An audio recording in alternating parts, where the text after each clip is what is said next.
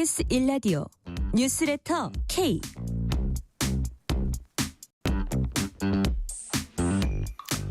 안녕하세요. 뉴스레터 K 진행하는 전종철입니다. 경북 의성과 안동, 경남 산청 등에서 일어난 전국적인 산불이 강풍과 건조한 날씨에 일주일째 잡히지 않는 가운데 지금까지 모두 27명이 숨진 것으로 집계됐습니다. 한덕수 대통령 권한대행은 행안부 장관 대행을 산불 현장에 상주하며 총괄 지휘하라고 긴급 지시했습니다. 산불 피해 상황 뉴스레터 브리핑 코너에서 꼼꼼히 알아보겠습니다.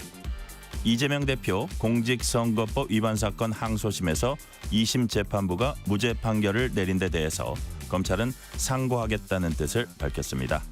주요 전국 현안들 정치 토크 코너와 민주당 권칠승 의원 인터뷰에서 자세히 짚어봅니다. 문자 샵 9730, 짧은 문자 50원, 긴 문자는 100원, 어플리케이션 콩으로 보내시면 무료입니다. 유튜브 KBS 1라디오 계정 채팅으로도 얘기 나누실 수 있습니다. 문자 보내주시면 추첨을 통해서 커피 쿠폰 보내드릴 테니까요. 여러분의 이야기도 많이 들려주세요. 뉴스레터 K 지금부터 시작합니다.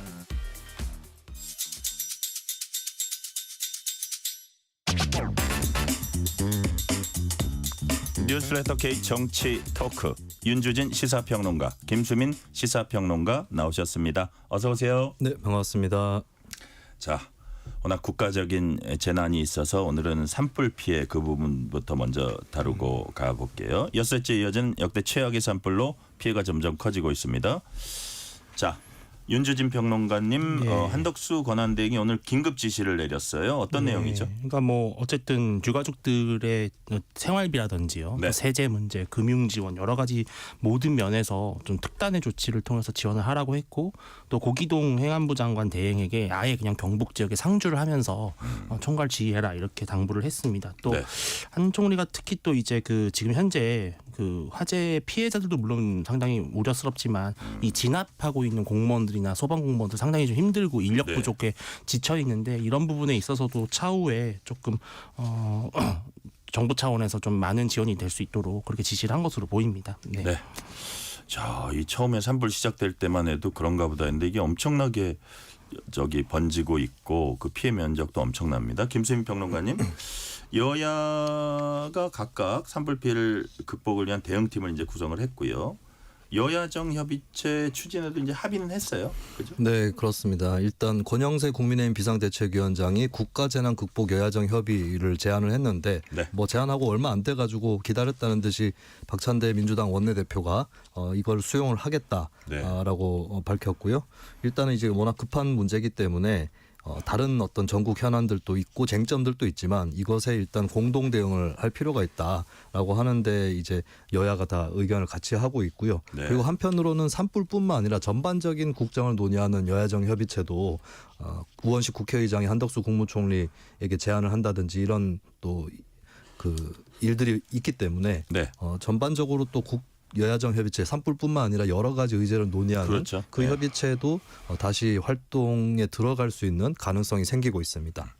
자, 그래서 좀 자세히 들여다보니까 좀 온도차가 있는데 여야는 조속한 추경 편성 정부에 요구했습니다. 사실 최근에 요구했고 또 이제 또 거듭 강조했고 했는데 또 국민의힘은 민주당을 향해서 재난예비비 복원을 요구하고 나섰습니다. 윤주진 평론가님, 예. 그 이유가 뭡니까? 그러니까 이제 이게 이번 윤 대통령의 비상계엄 선포와도 관련이 있는 부분이죠. 그러니까 지난해 올해 2025년도 예산안을 편성하는 과정에서 네. 야당이 이제 일방적으로 삭감했던 그런 예산 중에 원래는 4조 8천억의 규모였던 예비비가 절반 가까이 깎여서 이제 2조 4천억으로 내려갔는데요. 네. 이런 것들도 사실은 이런 우리가 전혀 예상하지 못했던 대형 재난이 발생했을 때 긴급하게 또 재량껏 사용할 수 있는 예산이 바로 예비비 아니겠습니까? 그런 예비비를 야당이 좀 일방적으로 삭감한 것에 대해서 상당히 이제 윤 대통령도 국정에 어려움을 호소했던 부분이 있었죠. 근데 이번에 이런 화제를 보면 앞으로 이 화제를 복구하고 또 주민들에 대한 지원책을 마련함에 있어서 상당한 예산이 소요될 것으로 보이기 때문에 이번에 추경을 하는 과정에서 삭감됐던 2조 4천억 중에 한 2조 정도를 예비비를 다시 복원하자 이런 주장을 하고 있는데 저는 충분히 좀 일리가 있고 아마 국민들께서도 예비비가 좀 더 많이 필요할 수 있겠다라는 공감되는 형성이 되지 않을까 예상하고 있습니다. 자, 김수민 평론가님, 네. 민주당은 이건 정쟁용이다 이렇게 일축을 했는데 어떤 논리입니까? 재난 때문에 예비비 부족하니까 민주당이 삭감했던 예산을 되돌리자라고 하는 게 국민의힘의 입장인 거잖아요. 네네. 근데 이게 이 민주당 입장에서는 재난을 이유로 해서 예비비를 삭감했던 걸 부각시키는 거 아니냐 뭐 이런 생각을 좀 갖고 있는 것 같고 이게 좀 더 살펴보면은 일단 소관 부처별로 예비 그 재난 대책비라고 하죠. 이런 것들이 편성돼 있는 재원들이 있습니다. 그리고 네. 목적 예비비도 1조 6천억 원 활용을 할 수 있기 때문에 사실 지금 또 3월 상반기라서 만약에 하반기에 예비비가 좀 거대 규모로 필요할 때는 상반기에 이미 써버렸기 때문에 더 급할 수 있는데 당장의 예비비 자체가 되게 급한 건 아니거든요. 그런 네. 의미에서는 좀 이게 정쟁용이다라고 민주당은 판단을 하는 것 같고요. 근데 다만 추경의 필요성에 대해서는 사실 국민의힘 입장에서는 예비비 추가를 위해서라도 추경이 필요하다는 입장이고 민주당도 이제 추경 자체에 대해서 평소에 얘기했던 어떤 그 뭐 쿠폰이라든지 이런 것들 정책도 있기 때문에 네. 사실 제가 봤을 때는 이게 뭐 예비비가 더 필요하냐 안 하냐 이렇게 접근하기보다는 추경 자체가 필요하다는데 먼저 공감대를 이루고 자연스럽게 예비비도 증액하는 이런 쪽으로 가닥을 잡을 수 있지 않을까 그렇게 봅니다. 네. 자, 0441님이 이런 문자 주셨어요. 정당은 달라도 산불 피해 예방하는데 힘쓰는 것과 산불 피해 복구와 도움의 손길도 제발 한 마음이었으면 좋겠습니다. 실제로 산불 현장은 다급하고 지금 피해는 눈덩이처럼 불어나고 있습니다. 정치권이 한 목소리로 산불 피해 대책 마련해야겠습니다. 지금부터는 본격적으로 정치권 현안들 살펴보겠습니다. 자, 어제 나온 법원 판결이죠. 이재명 대표가 선거법 위반 항소심에서 무죄를 선고받았습니다. 자, 피선거권 상실형에 해당됐던 1심 결과가 2심에서 완전히 뒤집힌 건데 자, 김수민 평론가님 2심 판결 어떻게 평가하십니까? 네, 일단 뭐 1심, 2심이 판결이 일치하는 부분이 있었고 갈라진 부분이 있었는데 네. 일치하는 거에 대해서는 이게 어떤 특히 이제 김문기 씨를 몰랐다 이런 발언에 대해서는 주관적인 것이고 굉장히 그리고 네.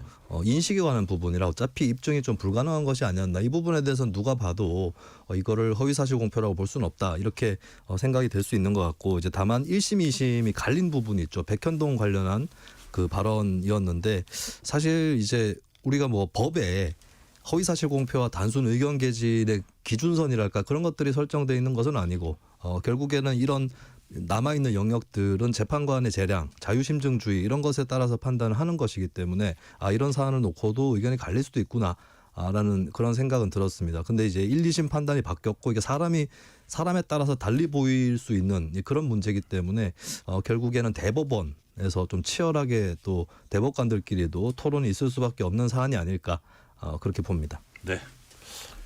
자, 윤지진 평론가님. 예. 의견 표명일 뿐 허위사실 적시가 아니다. 뭐 예. 이런 부분이 저 과장일 뿐 또 허위가 아니다. 이런 예. 부분이 되게 또 눈에 띄었는데 윤준희 평론가님은 어떻게 그 어제 판결 어떻게 보셨어요? 저는 조금 납득하기가 어렵죠. 왜냐하면은 예를 들어서 이제 1심에서도 유죄 판단이 나왔던 이른바 사진에 관한 문제, 네네. 또 조작된 것이죠라고 받아치면서 또 백현동 관련해서는 내가 이제 직무휴기로 협박을 받았기 때문에 어쩔 수 없이 종상향을 해준 것이다. 백현동 그 네. 부지를요. 이 두 가지가 사실은 이재명 대표가 그런 부분에 있어서 답변을 하는 그 취지가 뭐냐면은 내가 골프를 치지 않았다라는 말을 하고 싶었던 것이고요. 예. 두 번째로는 나는 종상향을 할 생각이 없었는데 어쩔 수 없이 했다라고 하는 즉 둘을 다 명백하게 진실과 상반되는 거짓 말을 한 것입니다. 근데 이 거짓말을 표현하는 과정에서 나는 골프를 안 쳤습니다. 나는 종상을 안 하려고 했는데 억지로 했습니다. 이렇게 명백하게 대답하지 않았다는 이유만으로 이거를 허위 발언으로 보기 어렵다. 저는 이 논리 구조가 처음부터 이재명 대표에게 좀 무죄를 줘야겠다라고 하는 필요성을 먼저 전제하고 이 무죄로 가는 아주 이 뭐랄까요? 구불구불한 어떤 터널을 뚫고 가는 그런 느낌이 들었던 거죠. 저도 판결문을 다 읽어봤는데 좀처럼 좀 우리가 상식적으로 약간 이해가 안 되는 것이죠. 예를 들어서 제가 예를 들어볼게요. 예. 엄마가 아이한테 너 떡볶이 먹었지? 사 먹었지? 엄마 몰래 사 먹었지? 이렇게 질문을 다 그쳤어요. 네. 근데 이 아이가 나 돈이 하나도 없었는데 라고 대답을 했다고 예를 들어볼게요. 그 말은 사실은 나는 떡볶이를 안 먹었다라는 말을 하는 거잖아요. 예, 예. 근데 알고 보니까 돈이 있었던 거예요. 그러면은 나는 돈이 있었는데 없었다고 거짓말한 것이 사실은 궁극적으로는 엄마한테 나 떡볶이 안 사 먹었다고 거짓말로 속인 거잖아요. 예. 근데 떡볶이 안 먹었다는 말을 안 했으니까 이건 허위 사실 발언이 아니다. 이런 식의 논리 구조인 거예요. 그러니까 이게 일반 상식적 저는 검찰이 상고를 하면서 말했던 그 중요한 부분이 뭐냐면은 국민의 상식과 부합하지 않는다는 것이죠. 상당히 법기술적으로만 접근을 했을 뿐이지 일반적으로 국민들이 우리가 평상시에 쓰는 언어와 대화의 용법에 비춰봤을 때는 좀 너무 재판부가 너무 피고인의 권리를 지나치게 보장하는 차원에서 너무 소극적으로 판단했다. 저는 아마 대법원은 사실심이 아니라 법리만 따지는 그런 재판부입니다만 아마도 이렇게 법리를 너무 소극적으로 해석한 부분에 있어서는 대법원이 좀 뒤집지 않을까라는 좀 그런 생각을 하고 있습니다. 자, 비슷한 지금 윤준희 평론가님이 말씀하신 거와 중에 조금 연관되는 걸 김수민 평론가께 말씀드리면 골프 친 것처럼 이게 예를 들어서 자 질문을 받고 대답하면서 마치 제가 골프 친 것처럼 하다가 이제 사진 얘기를 하면서 이거 조작된 거죠 이랬거든요. 네. 그래서 1심 재판부는 김 씨와 골프 친 거 맞고 이건 고의로 거짓말한 거다. 그래서 이제 유죄가 나온 건데 그 2심 재판부는 그냥 김문기 모른다는 말에 연장선상일 뿐이다. 뭐 골프를 딱히 뭐 안 쳤다는 말도 아니다. 뭐 이렇게 판단을 했거든요. 네. 근데 내가 마치 골프 친 것처럼 이거를 골프가 안 쳤다는 것도 아니다. 그냥 김문기를 네. 모른다는 얘기를 한 것일 뿐이다. 이게 어떤 그 논리적 접근으로 이런 판단을 했을까요? 일단 같은 자리에서 줄줄이 했던 발언인 거거든요. 별도의 자리가 아니라 그러면 이 자리의 취지가 뭐였느냐 했을 때 주된 주제는 김문기 씨를 알았느냐 몰랐느냐 이거라고 봐야 될 것 같고 그 연장선상에서 했던 말이라고 볼 수 있고 그리고 실제로 이제 허위사실 공표 중에 좀 얘기를 하다가 급하게 얘기한 부분이라든지 이런 것들은 참작이 돼서 뭐 다른 사람이 아니라 이재명 대표도 그런 이유에서 무죄 판결을 받은 적이 있었죠. 그런 것들까지 참작해 봤을 때는 사실 이게 그러니까 좀 확실하게 확정 지을 수 있어야 될 것 같아요. 이렇게 어떻게 듣기에 따라서 네. 이거 골프 안 쳤다는 뜻 아니야? 이렇게 들릴 수 있는 소지가 있다는 그것만으로는 골프 안 쳤다라고 주장한 것이다라고 단정하기가 어렵다. 이런 취지로 봐야 될 것 같고 사진 조작에 대해서는 이제 그러니까 골프를 안 쳤다라고 이재명 대표가 뭐 명시적으로라도 얘기를 한 것이 아니라 일단 사진에 대해서 반응을 한 거기 때문에 그리고 이제 사진을 조작했다라는 것이 그 사진을 편집한 사람이 이거 조작한 것이다라고 판단한 게 아닙니다. 그러니까 이재명 대표 입장에서 그 본인은 이걸 조작이라고 느낄 수 있는 소지가 있다. 이 정도의 판단이라고 봐야 되겠죠. 근데 괜히 그럼 내가 조작했단 말이냐 앞으로 클로즈업하면 조작이냐 이렇게 받아들이는 거는 법원 판단의 취지하고도 맞지 않는다. 아 그래요? 네, 법원 판단 이거 조작범입니다 이렇게 판단한 게 아니고 이재명 대표가 그렇게 받아들일 소지가 있다는 취지의 판단인 거거든요. 네. 아 그랬나요? 그 조작이란 부분이? 그러니까 이런 조작이라고 볼 수 있다 그러지 않았나요? 그러니까 그게 이재명 대표 피고인의 입장에서 피고인이 일단 그렇게 봐야 되는 볼수 거죠. 근데 저는 그게 좀 말이 안 된다고 생각하는 것이 우리가 조작이라고 하는 것의 사정적 정의가 상당히 뭐랄까요?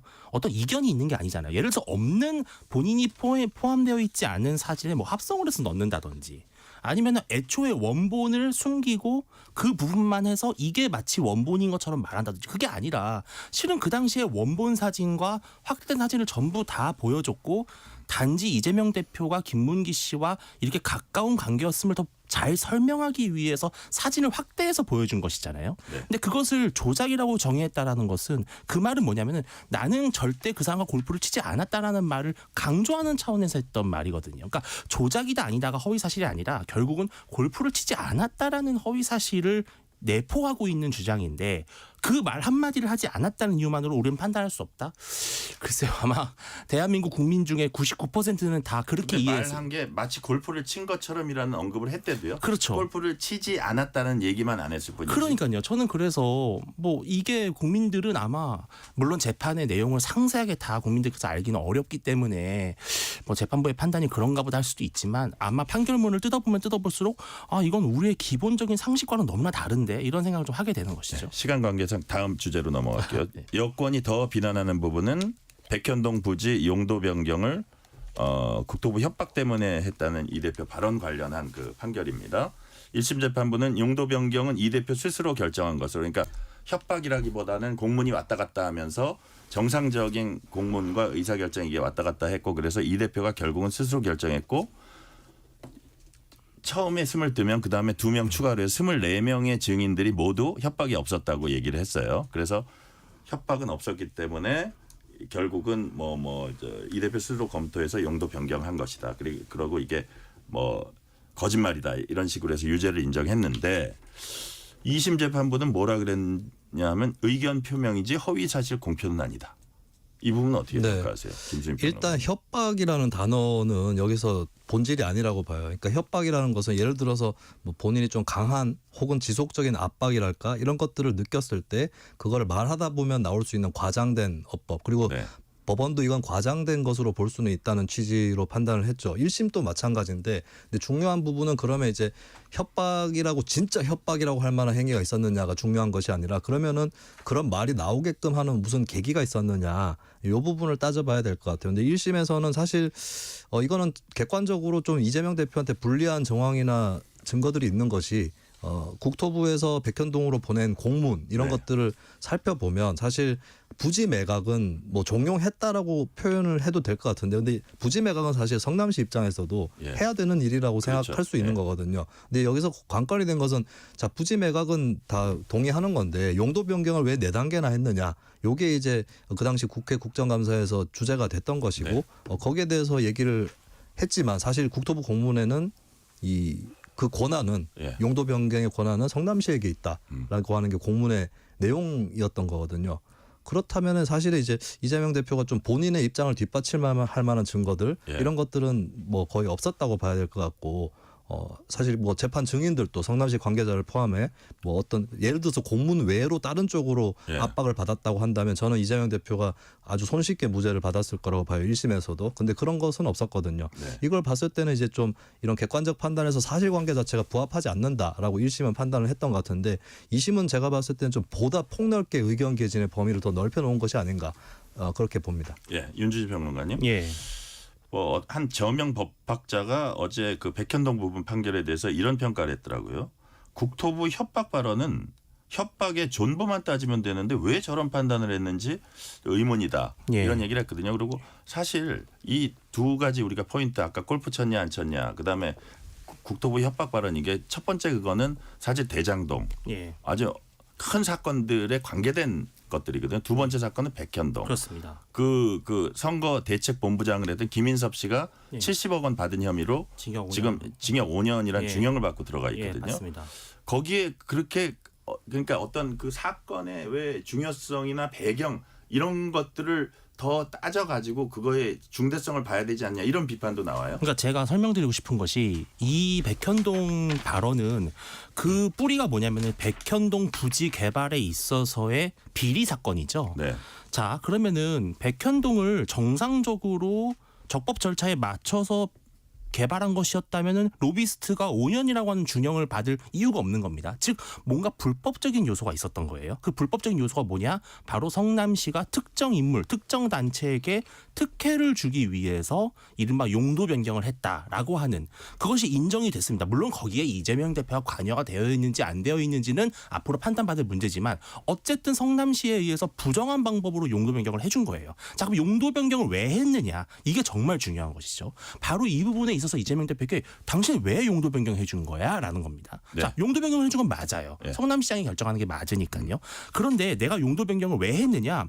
내가 알아서 해준 거랑 내가 국토부 직원으로부터 국토부로부터 직무유기로 협박까지 받아서 한 거는 이건 완전 180도 다른 거잖아요. 매우 중요한 포인트잖아요. 그러니까 첫 번째, 만약에 전자라면은 이재명 대표가 실질적으로 이 백현동 비리에 직접적으로 연루돼 있을 가능성이 상당히 높아지는 거예요. 왜냐하면 성남시장도 모르게 용도 변경을 몰래 해줄 수 있다는 것 자체가 불가능한 시나리오니까요.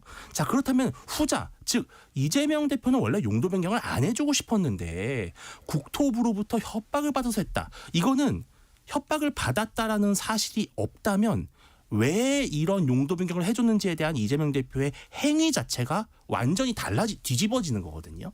근데 이재명 대표는 분명히 단순히 압박감을 느껴서 했다라고 표현한 것이 아니라 명백하게 국토부로부터 직무유기로 협박을 당했다라고 하는 사실을 확정해서 말을 한 거예요. 그때 사실 판례를 들고 나와서 그렇습니다. 작심을 하고 대답했고 그 질문을 민주당 의원이 해줬어요. 그것도 우발적으로 했던 것이 그분도 판례를 아니라 들고 있었거든요. 아마 민주당이 내가 이런 질문을 할 거니까 대답을 준비하세요라고 교감이 있었을 거예요. 100% 그렇게 했을 겁니다. 그런데 이재명 대표가 마치 그것을 진짜 협박을 받은 것처럼 자료까지 준비해서 치밀하게 계획을 해서 한 발언이거든요. 근데 재판부는 이게 두 가지를 봤어요. 첫째, 이거는 이재명 대표가 협박을 받았다라는 행위가 아니라 국토부 직원의 문제이기 때문에 판단할 수 없다라는 것이고, 두 번째는 협박을 받았다는 것이 하나의 어떤 자신의 인식, 의견 표명이라는 거예요. 근데 저는 이게 말이 안 되는 것이 내가 협박을 받아서 결정한 거냐 아니면 내가 스스로 결정해서 한 거냐는 하나의 연결돼 있는 이재명 대표의 행위거든요. 근데 이것을 딱 나눠서 원인과 결과를 딱 나눠가지고 우리는 원인은 판단하지 않을게, 우리는 결과만 볼게. 저는 이 판단 역시 조금 더 예를 들어도 괜찮을까요? 네네. 그러니까 이런 거예요. 정치인이 조금만 정리해 주세요. 정치인이 누구한테 뇌물을 줬어요. 돈을 줬어요. 네. 근데 왜 줬냐? 뇌물로 준 거냐? 아니면 내가 어쩔 수 없이 갈취당한 거냐? 완전히 다른 문제잖아요. 근데 이거를 판단하지 않았다. 저는 이거는 좀 이재명 대표에게 너무나 편향된 재판이었다 이렇게 보입니다. 자, 이 질문은 제가 김수민 평론가께 드릴게요. 그래서 이제 국민의힘에서는 이재명 대표 봐주기 판결 결론 정해놓고 논리를 짜맞췄다. 뭐 심지어는 비겁한 정치질, 테러 뭐 이런 얘기도 나왔는데 네. 또 어떤 분들은 뭐 유승민 전 의원이죠. 거짓말을 거짓말이라 할 수 없는 홍길동 판결 뭐 여러 가지 나왔고, 또 권성동 원내대표는 특정 뭐 출신, 특정 성향의 법관 뭐 이런 얘기를 좀 했어요. 우리 법 연구회 출신 이런 얘기도 하고, 그러면서 중요한 고비마다 법원은 이상한 논리로 이재명 대표를 살려줬다. 옛날에 네. 뭐 권순일 대법관 그 얘기를 또 하는 것 같아요. 이런 발언들은 어떻게 네. 들으셨어요? 국민의힘이 검사를 하면 유죄가 나올 것도 무죄가 나올 것 같아요. 뭐 논리적으로 입증하는 게 없고 항상 이렇게 원색적으로 마음에 안 들면 비난을 하는데, 불과 며칠 전에 권성동 원내대표가 이재명 대표 2심 재판에 승복할 거냐 말 거냐 얘기하라 그랬습니다. 근데 본인이 마음에 안 드는 판결이 나오니까 심지어 뭐 우리 법 연구회 이런 얘기까지 하면서 원색적으로 비난을 한다는 거고, 국민의힘의 평소의 어떤 반론 스탯들을 보면 사실 이재명 대표가 유죄가 나온다고 해서 국민의힘한테 플러스 된다는 건 없습니다. 그거는 한 사람이 범죄를 저질렀냐에 대해서 판단을 받는 거지, 이재명이 유죄라고 해서 국민의힘이 올바른 집단이고 혹은 윤석열 대통령은 결백하고 이런 건 전혀 아닌 거거든요. 그런데 이 문제에 본인을 굉장히 갈아넣다시피 해가지고 뛰어드는데, 사실 정치 세력은 현명하다면 이재명 대표가 유죄가 나오면 챙겨가는 게 있고 설령 무죄가 나와도 잃어버리는 게 없는 그런 행동을 해야 돼요. 사실 정치는 법뿐만 아니라 도의, 윤리, 정책 이런 것들 다 따지는 거고, 백현동 문제 같은 경우는 정책적으로도 충분히 접근할 것들이 상당히 많이 있죠. 근데 국민의힘의 문제가 뭐냐면 유죄냐 무죄냐에 사활을 걸어버려요. 그러니까 재판에서 무죄가 나오면 타격이 엄청 커버리는 겁니다. 사실 무죄가 나와도 이게 뭐 우리의 잘못을 입증하는 건 아니니까라고 할 수도 있는 것인데, 근데 그게 아니라 계속 여기에 사활을 거니까 사실 이재명 대표가 유죄가 나왔더라도 저는 국민의힘이 챙겨가는 건 별로 없었을 거라고 봐요. 근데 무죄가 나오니까 오죽 타격이 크겠습니까? 그러니까 이런 원색적인 비난을 하는 것이다. 그리고 이런 태도가 이미 사법부를 본인들이 무시하는 그런 태도를 취하고 있기 때문에 앞으로도 여러 가지로 좀 정당성이라든지 신뢰성 이런 것들을 얻기가 어려울 거라고 봅니다. 자, 지금 김수민 평론가님 말씀은 판결이 나오기 전에는 네. 그 국민의힘 쪽으로 좀 유리한 판결이 나올 거라는 걸 예상을 하고 승복해라 이러고 계속 예. 얘기하다가 판결이 마음에 안 들게 나오니까 예. 강력히 비난한다. 이런 부분은 어떻게 보세요? 근데 그만큼 2심 재판 결과를 납득하기 어렵다라는 것이죠. 그러니까 당연히 1심이 그대로 2심에서 유지가 될 것이라고 봤고, 실은 네. 오히려 민주당도 그런 분위기였죠. 왜냐하면은 재판 직전에 민주당에서 무슨 말을 했냐면은 2심에서 유죄가 나오더라도 이재명 대표의 대권 준비에는 차질이 없을 것이다. 문제 없이 우리는 갈 것이다. 이 말은 즉슨 약간 유죄를 전제한 것 같은 그런 표현이었거든요. 예. 저는 그만큼 지금 너무나 납득하기 어려운 판단 때문에 그런 것인데, 다만 2심 선고 나오기 전에 먼저 승복을 이야기한 국민의힘이 이제 와서 또 재판부를 공격하는 거는 약간 국민들에게 안 좋게 보일 수는 있는 것 같아요. 저는 그래서 대법원에 가서 바로 잡힐 것이다라는 그런 수준의 대응이 제일 적절하지 않나 생각을 합니다. 자, 어저께 저희 프로그램에 이제 출연했던 분인데 국민의힘 장동혁 의원은 오늘 기자회견을 열고 이번 판결로 허위 사실 공표죄가 사문화됐다 이렇게 비판했습니다. 국민의힘 권영세 비상대책위원장도 뭐 같은 얘기를 했고요. 권영세 비상대책위원장 발언 들어보시겠습니다. 이 판결이 그대로 유지된다면 앞으로 선거 과정에서 누가 무슨 거짓말을 하든 단지 과장된 의견이었다고만 변명하면 처벌을 받지 않게 되고 결국 해당 규정은 위헌 심판 없이도 사실상 사문화될 것입니다. 재심 요청이 쏟아져 오지 않을까 걱정됩니다. 결국 법정의 오류는 법정에서 바로잡을 수밖에 없습니다. 검찰은 신속하게 대법원에 상고를 하기 바라고 대법원은 하루빨리 올바른 판단을 해주시기 바랍니다.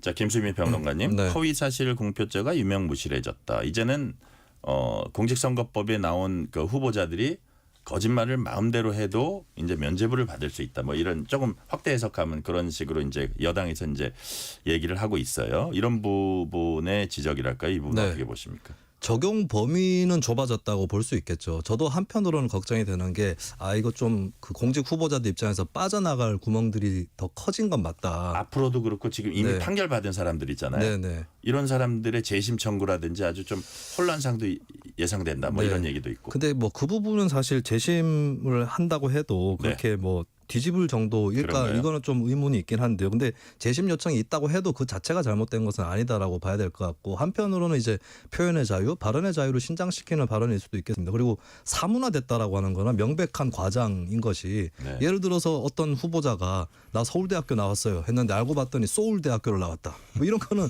다 처벌할 수 있는 거 아니겠습니까? 물론 이런 극명한 경우 빼고도 얼마든지 처벌할 수 있는 사례들은 있는 것이고 저는 오히려 이번 판결 때문에 허위사실 공표죄를 삭제할 이유가 사라졌다.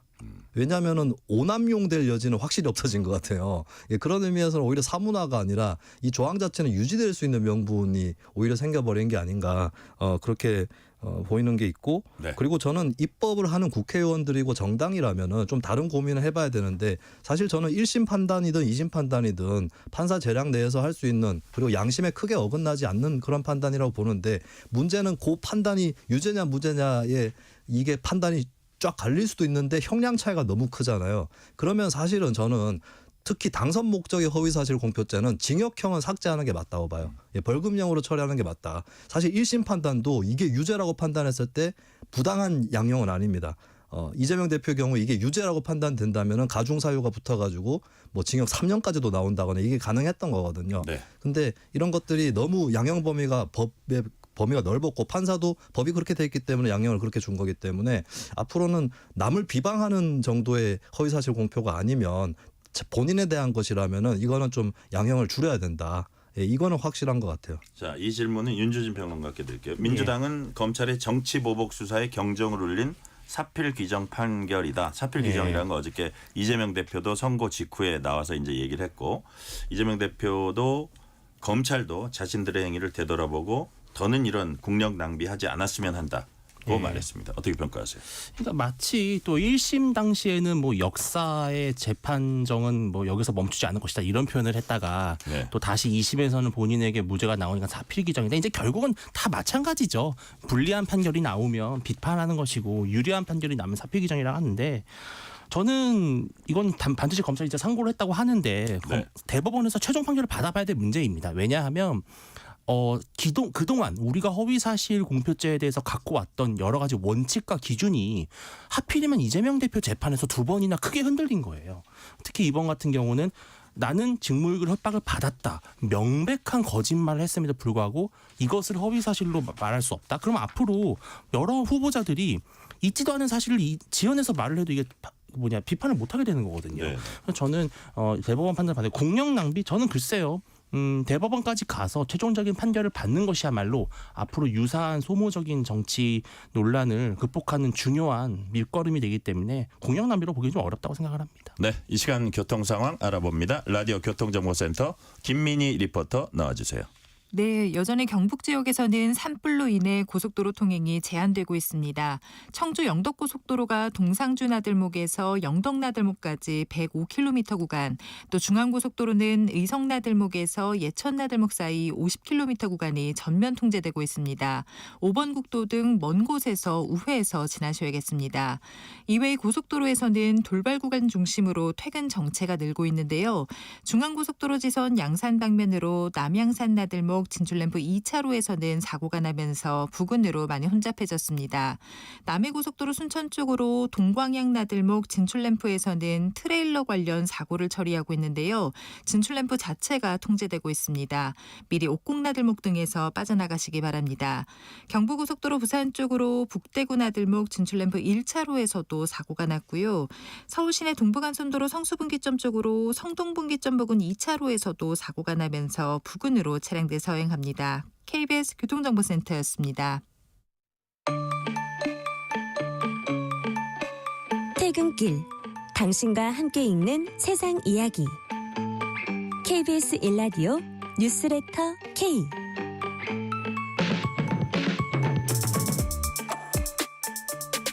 뉴스레터 K 정치 토크 윤주진 시사평론가, 김수민 시사평론가와 얘기 나누고 있습니다. 저희가 이제 아까 잠시 얘기했지만 검찰이 상고하겠다 이런 입장을 밝혔습니다. 대법원에서 바로잡겠다. 특히 항소심 법원이 일반 선거인들과 괴리된 경업칙과 상식에 부합하지 않는 판단을 했다.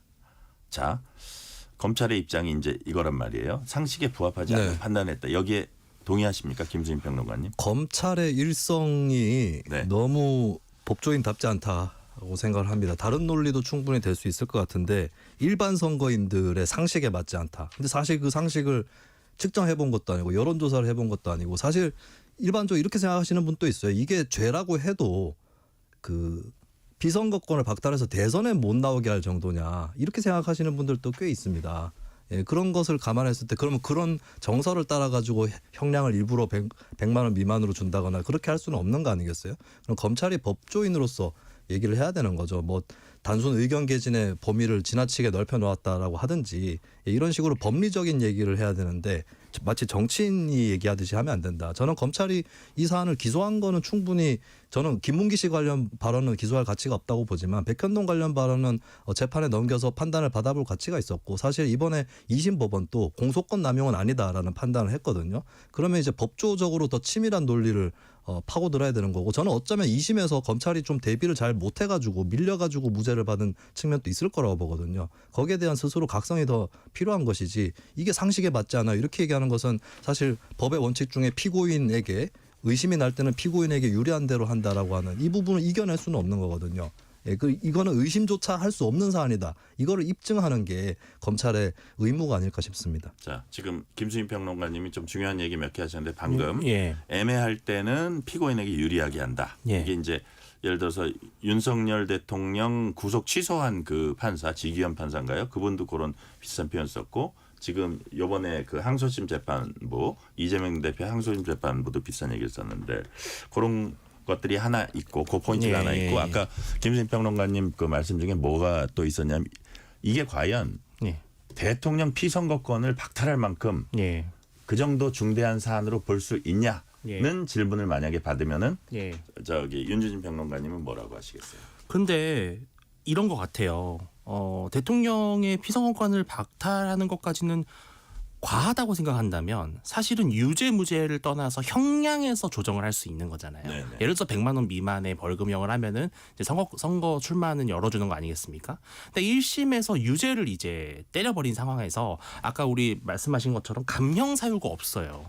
감경 사유가 없다 보니까 이게 그냥 1심을 유지하느냐 아니면 무죄를 주느냐라고 하는 양자택일에 딱 서 있게 되는 거거든요. 그리고 무죄가 나오면 대법원이 핸들링하는데도 시간이 좀 오래 걸리나요? 그거를 하는데도 오래 걸리고 더 까다롭다 그러더라고요. 그렇습니다. 그래서 1심과 2심이 너무나 완전히 달라지면은 이제 대법원이 좀 더 판단을 해야 되는 부분이 많아지겠죠. 네. 근데 저는 그러니까 이렇게 된 것 같아요. 재판부가 무죄를 줄 수밖에 없는 상황을 먼저 가정해 놓고 거기에 법리를 끼워 맞춘 것이다. 아까 상식과 괴리다라는 검찰의 상고 내용은 저는 그게 좀 설득력이 있다고 보는 것이, 예를 들어서 어떤 남자가 어떤 여성에게 계속해서 밥 먹자고 해요. 네. 싫다고 하는데도. 예, 예. 근데 이 여자가 고소했는데 이 남자가 나는 그냥 밥을 먹자고 한 거다라고 하면 그걸 누가 받아들이겠냐라는 거예요. 일반적으로 괴롭힘의 목적이 누구나 분명하잖아요. 그러니까 우리가 법이라는 것이 모든 상황에 대해서 경우의 수를 다 일일이 열거하지 않고 최종적으로는 어디에 근거해서 판단하느냐, 일반 다수의 합리적 시민들의 상식과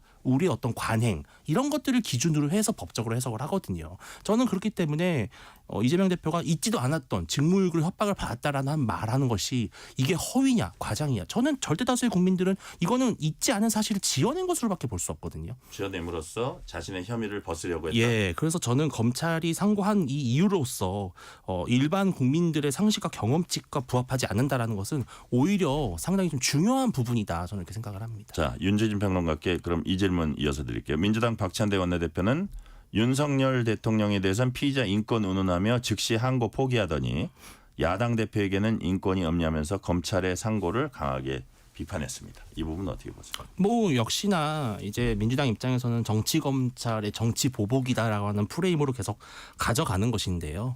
저는 윤 대통령에 대한 구속 취소 항고, 즉시 항고를 하지 않은 것과 이번에 검찰 상고한 것은 전혀 다르다고 봐요. 왜냐하면 즉시 항고를 하지 않은 것은 어쨌든 즉시 항고를 해봐야 실익이 없다고 판단했고, 특히 검찰과 공수처, 경찰 간의 이 수사권 논란에 있어서 적법 절차에 대한 절차적 하자가 있다면 네. 사실은 나중에 공소 기각, 즉 윤 대통령에 대한 기소 자체가 취소될 수 있는 더 큰 검찰로서의 무리수가 될 수 있거든요. 근데 반면 1심에서는 유죄가 나와서 심지어 징역형이 나왔고 2심에서는 이것이 완전히 뒤집혀서 무죄가 나왔다면 네. 당연히 1심과 2심의 판단이 너무나 다르기 때문에 대법원까지 가는 것이 맞거든요. 대법원에서도 충분히 지켜봐야 된다. 왜냐하면 검찰이 똑같은 사안에 대해서 전혀 정반대의 시각으로 해석을 했어요. 두 재판부가. 예. 그러면 검찰이 만약 여기서 상고를 하지 않는다는 것은 결국은 이재명 대표에게 굴복하는 것밖에 안 되잖아요. 저는 그래서 대법원으로 가는 것이 맞고, 대법원 최종 판단에 따라서 그것을 우리가 존중하는 것이 제일 합리적인 방법이다, 이렇게 말씀드리겠습니다. 김수인 평론가. 네. 만약에 조기 대선이 열린다면 대법원 판결이 조기 대선 전에 나오기는 어렵잖아요. 그죠? 근데 사실 지금 이 건에 네. 관한 한. 예. 근데 윤석열 대통령 탄핵 심판이 기약이 늦어져가지고. 없어져가지고 이 사실 또 비슷비슷해질 수도 그러니까 있다. 종래의 관측에 따르면 3월 내로는 난다라고 하면 예. 그러면은 조기 대선이 5월 내인 거고, 근데 그렇게 봤을 때는 저는 대법원이 5월 내로 판단을 할 수는 없을 거라고 봤거든요. 근데 예. 이게 윤 대통령 탄핵 심판이 어디까지 4월로 가는지를 넘어가면. 예, 봐야 될 것 같고, 예. 근데 저는 이게 대법원 스스로가 633 원칙, 그러니까 대법원에 넘어왔을 때 3개월 안으로 끝낼 수 있을 거냐, 이 부분은 조금 회의적입니다. 일단 재판이 실무적으로 한 달 정도는 최소한 지체가 되는 것이고, 그리고 상식적으로 예측을 해보자면 1, 2심 판단이 갈렸기 때문에 대법관들 사이에서도 의견이 팽팽하게 나뉘어질 가능성도 높고, 그리고 굉장히 이 부분이 사실 심리하는 시간 더 네. 걸릴 거예요. 판단해야 되는 사실관계는 간단할 수 있고 이미 사실심은 끝이 났지만 네. 법리 적용은 엄청 까다로운 그런 측면이 있고, 사실 어디부터 어디까지가 사실 판단이고 어디부터가 법리 판단인지도 이게 뒤섞여 가지고 이거를 가려내는 것도 상당히 좀 재판관들 입장에서도 애를 먹는 그런 재판이 될 거예요. 그리고 대법원이 이것만 판단하는 게 아니라 여러 가지 사건들이 다 걸려있기 때문에 저는 대법원 스스로도 3개월 내에 끝낸다라고 하는 걸 못 지킬 가능성이 더 높다. 그리고 만약에 조기 대선이 그 사이에 걸리게 되면 사실 대법원 입장에서 굉장히 좀 힘들어지는 것이, 대선의 후보 등록이 끝나고 나서 네. 그 다음에 만약에 판결 결과를 내놓게 되면은 만약에 유죄 판결이다. 네. 그러면은 후보가 이재명 후보라면 민주당 후보가 박탈이 되는 거거든요. 예. 그러면 민주당이 새 후보를 낼 수 있느냐? 없습니다. 예. 민주당 후보가 없어지는 거예요. 그럼 제가 봤을 때 적어도 대선 후보 등록이 끝나고 나서 본 투표까지 그 시간 내로 판결을 내놓을 가능성은 더더욱 떨어지는 것이다. 그걸 봤을 때는 대선 전에 판결이 나기는 어렵다. 그리고 나지 못한다고 해도 대법원을 탓할 일은 아니라고 봅니다. 자, 질문한 김에 김수인 평론가께 요 질문 먼저 할게요. 자, 이번 항소심 무죄 판결 받으면서 이재명 대표의 이른바 사법 리스크는 일단은 많이 덜었습니다. 그래서 네. 당내 입지 더 공고해졌다는 게 지배적인 평가인데, 자, 그렇다면 만약에 조기 대선이 열린다면 이재명 대표의 원맨쇼가 될까요? 다른 네. 사람들이 좀 의미 있는 경쟁을 펼칠까요? 저는 이 대표가 유죄 판결이 나왔다고 해도 당내 입지는 변함이 없었을 마찬가지다? 거라고 봅니다. 그러니까 그래요? 이 대표가 사법 리스크가 있는데도 입지가 안 흔들렸던 거는 이게 네. 정치의 이거야말로 정치의 어떤 정수라고 볼 수 있는데, 정치는 또 재판하고는 달라서 네. 또 상대가 있고 이 싸움과 경쟁이 있는데, 경쟁자가 만약에 유력한 사람이 있었다면은 그러면 그쪽으로 지지세가 많이 옮겨갔을 거예요. 네. 사실 이재명 대표만 해도 과거에 민주당 대선 주자일 때 한 2018년경 이럴 때 돌아보면 이 대표가 일단 재판에 걸려가지고 불안하거나 또 2심에서 유죄가 나온다거나 이럴 때는 지지율이 깎이고, 네. 그 지지율이 뭐 이낙연 당시 총리한테 간다든지 이런 게 다 있었거든요. 그리고 이 대표가 대법원에서 무죄 판결을 받아낼 때는 또 이 대표 지지율 다시 올라오고 이런 게 있었는데, 지금은 사실 이 대표 지지율을 가져갈 만한 유력한 주자가 없기 때문에 이 대표 사법 리스크가 있어도 민주당 지지층 일단 이 대표한테 쏠려 있는 거였거든요. 그렇기 때문에 유죄였더라도 별 입지에 타격이 없는 상황이었는데, 무죄라면 더더욱 타격이 없을 거고, 이 대표 입장에서는 이제 본선 경쟁력 이거를 이제 기대할 수 있는 상황이 된 거죠. 네. 당내 경쟁은 차치하는 것이고. 자, 그렇다면 이 대표는 이제 헌재 판결이 어떻게 나오냐, 이 부분이 이제 정치권의 이목이 쏠릴 수밖에 없잖아요. 그래서 자, 오늘도 헌재가 윤 대통령 선고기일 발표하지 않았습니다. 그 내일이 금요일, 월요일 3월 31일이더라고요. 화요일은 4월 1일. 자, 윤주진 평론가님, 예. 그 파악된 정보에 의하면 4월로 넘어갑니까? 이 헌재가 대한민국의 모든 정치 시사 패널들을 약간 돌파리로 만드는 그런 제가 그 중에 한 명입니다. 자, 지금까지 몇 번 틀리셨어요? 한 6번 틀린 것 같습니다. 예. 비극이 반복되고 있는 저는 세지 않았습니다. 비극이 반복되고 있는데요. 근데 저는 어제 판결이 또 중요한 영향을 미칠 거라고 봅니다. 아, 진짜요? 네, 왜냐하면 물론 그래서 안 되는 게 원칙상 맞는데, 사실 헌재라는 것도 관련 없는 게 원칙상 맞는데. 그렇지만 사실 헌재라는 것은 단순히 법리만 따지는 것이 아니라 일반 국민들의 여론과 감정, 네. 또 그러니까 헌법재판은 엄밀히 말해서는 정치적 재판과 사법적 재판이 혼재되어 있는 것이잖아요. 네네. 구성 자체도 그렇고요. 그런데 지금 이재명 대표가 공직선거법 2심에서 무죄를 받아서 사실상 날개를 달았잖아요. 이 상황에서 윤 대통령을 쉽게 이렇게 파면을 했을 경우에는 사실은 정권 교체를 완전히 기정사실화해버리고 우리 정치 지형을 한쪽으로 완전히 쏠리게 만드는, 헌재가 그런 결과를 가져오게 되는 것이죠. 저는 그것이 과연 헌재로서는 지금 현재 받아들일 수 있는 것인가. 저는 그래서 조금 더 시간을 더 갖고 판단하는 것처럼 보이지 않을까, 또 감히 조심스럽게 예측을 해보고요. 그래요. 예, 또 하나는 제일 중요한 게, 지난번 박근혜 전 대통령 탄핵 심판 선고 때 헌재가 이런 말을 했어요. 국민의 신망을 잃었다고 했습니다. 그거는 그 당시에 여론조사상으로나 여러 가지 수치상으로 봤을 때 박근혜 전 대통령이 더 이상 국정을 이어갈 수 없다라고 판단한 것이거든요. 근데 지금 뭐 여론조사가 뭐 얼마나 정확한지 모르겠습니다만, 적어도 탄핵이 돼야 된다라는 여론이 아무리 많이 나와봐야 한 70%고, 기각돼야 된다라는 의견이 적어도 30에서 많게는 40%도 나오는 여론조사가 많아요. 그러면 헌재가 마지막 단계, 즉 국민의 신망을 잃었다라고 단정 지을 수 있는 것인가? 거기에 이재명 대표의 무죄 판결이 더더욱 보수층의 기각을 바라는 여론을 더 결집시키고 있거든요. 저는 그래서 헌재 판단이 쉽지 않을 것이다, 이렇게 저는 보입니다. 그리고 그 이제 탄핵 찬성하냐 반대하냐 그 포인트, 그 숫자하고 그다음에 윤 대통령 지지율 있잖아요. 국정 지지율. 그게 그 전하고는 비교가 안 될 정도로 만약에 이게 평균을 내면은 상당히 높다는 거예요. 그래서 그런 부분도 헌재가 좀 고려한다고 보세요. 그러니까 우리가 단순 과반수로 예를 들어서 9명 재판관 중에 5명만 찬성하면 파면할 수 있도록 한 것이 아니라 3분의 2라고 하는 6명 이상이 인용을 해야지만 파면할 수 있잖아요. 네. 그 말은 그만큼 파면을 원하는, 파면해야 된다라고 하는 판단이 압도적이어야 된다는 것을 의미하거든요. 근데 저는 적어도 지금 대한민국에서 그렇게 대통령이 탄핵돼야 된다는 의견이 압도적인가? 저는 압도적이진 않다고 보거든요. 다수일 수는 있어도. 헌재가 고민할 수밖에 없다. 예. 자, 그 김수민 평론가님 말씀은 녹취 하나 들어보고 질문 네. 드릴게요. 민주당은 오늘도 헌재가 조속히 윤 대통령 선고 내려야 한다, 이렇게 압박했습니다. 민주당 박찬대 원내대표 얘기 들어보시겠습니다. 헌법재판소의 내란 속에 윤석열 탄핵 심판 선고가 지연되면서 국민적 불안과 사회적 혼란, 경제적 피해가 기하급수적으로 퍼지고 있습니다. 오늘로 12.3 내란 발발 115일째, 탄핵소추안 가결 104일째, 탄핵 심판 변론 종결 31일째인데 도대체 언제까지 기다려야 합니까? 선고가 늦어지는 이유라도 밝혀야 하는 것 아닙니까? 자, 김수민 평론가님, 네. 박찬대 원내대표가 선거가 늦어지는 이유라도 밝혀달라. 저희도 궁금하거든요, 사실은. 네네. 근데 상식적으로 생각하면 헌재가 선고를 지금 내릴 수 있는데 안 내리는 건 아닐 거예요. 뭐 어떤 이유든 그게 디테일을 다듬는 거든 아니면 강하게 맞붙고 있든 간에 네네. 어떤 이유 중에 하나일 텐데 어떻게 김수민 평론가님 보시기엔 왜 지금 늦어지고 있는 것 같아요? 저는 사실 인용 기각이 갈려가지고 늦어지고 있다고 보진 않아요. 아, 그래요? 예, 그리고 절차상의 문제로 각하된다라고 하는 것도 이것도 전제가 잘못된 게 절차상의 문제가 있으면 그 문제를 치유하면 됩니다.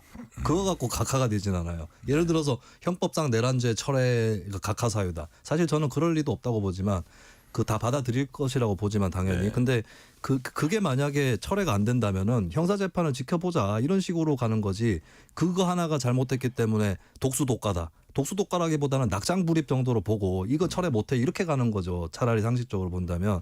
그래서 이제 이게 각하될 만큼의 절차적 쟁점이 있는 건 아닐 거라고 보는데 제가 이제 아닌 것 같은 것을 일단 다 추려내고 네. 절차적 쟁점이라든지 이런 것들 예. 그리고 막 인용이냐 기각이냐 정도로 갈릴 만한 문제가 아니다라고 일단 보고 왜냐하면 이미 포고령 문제 저는 이거를 1, 2, 3 윤석열 항복선언이라고 보는데 1월 23일 변론 때 윤석열 대통령이 김용현 전 장관을 놓고 내가 그때 웃으면서 전공의 처단 이건 왜 넣었냐라고 묻지 않았냐 뭐 이런 얘기하고 상징적이고 계고적인 포고령이었다 이런 얘기를 하는데 포고령이라고 하는 것은 군경에게 떨어진 명령입니다. 거기에 국회 활동 금지가 들어가 있었고 윤석열 대통령이 곽종건 전 사령관에게 뭐 인원들을 끄집어내라고 했든 이놈들을 끄집어내라고 했든 간에 이미 홍 시장 아니었어요?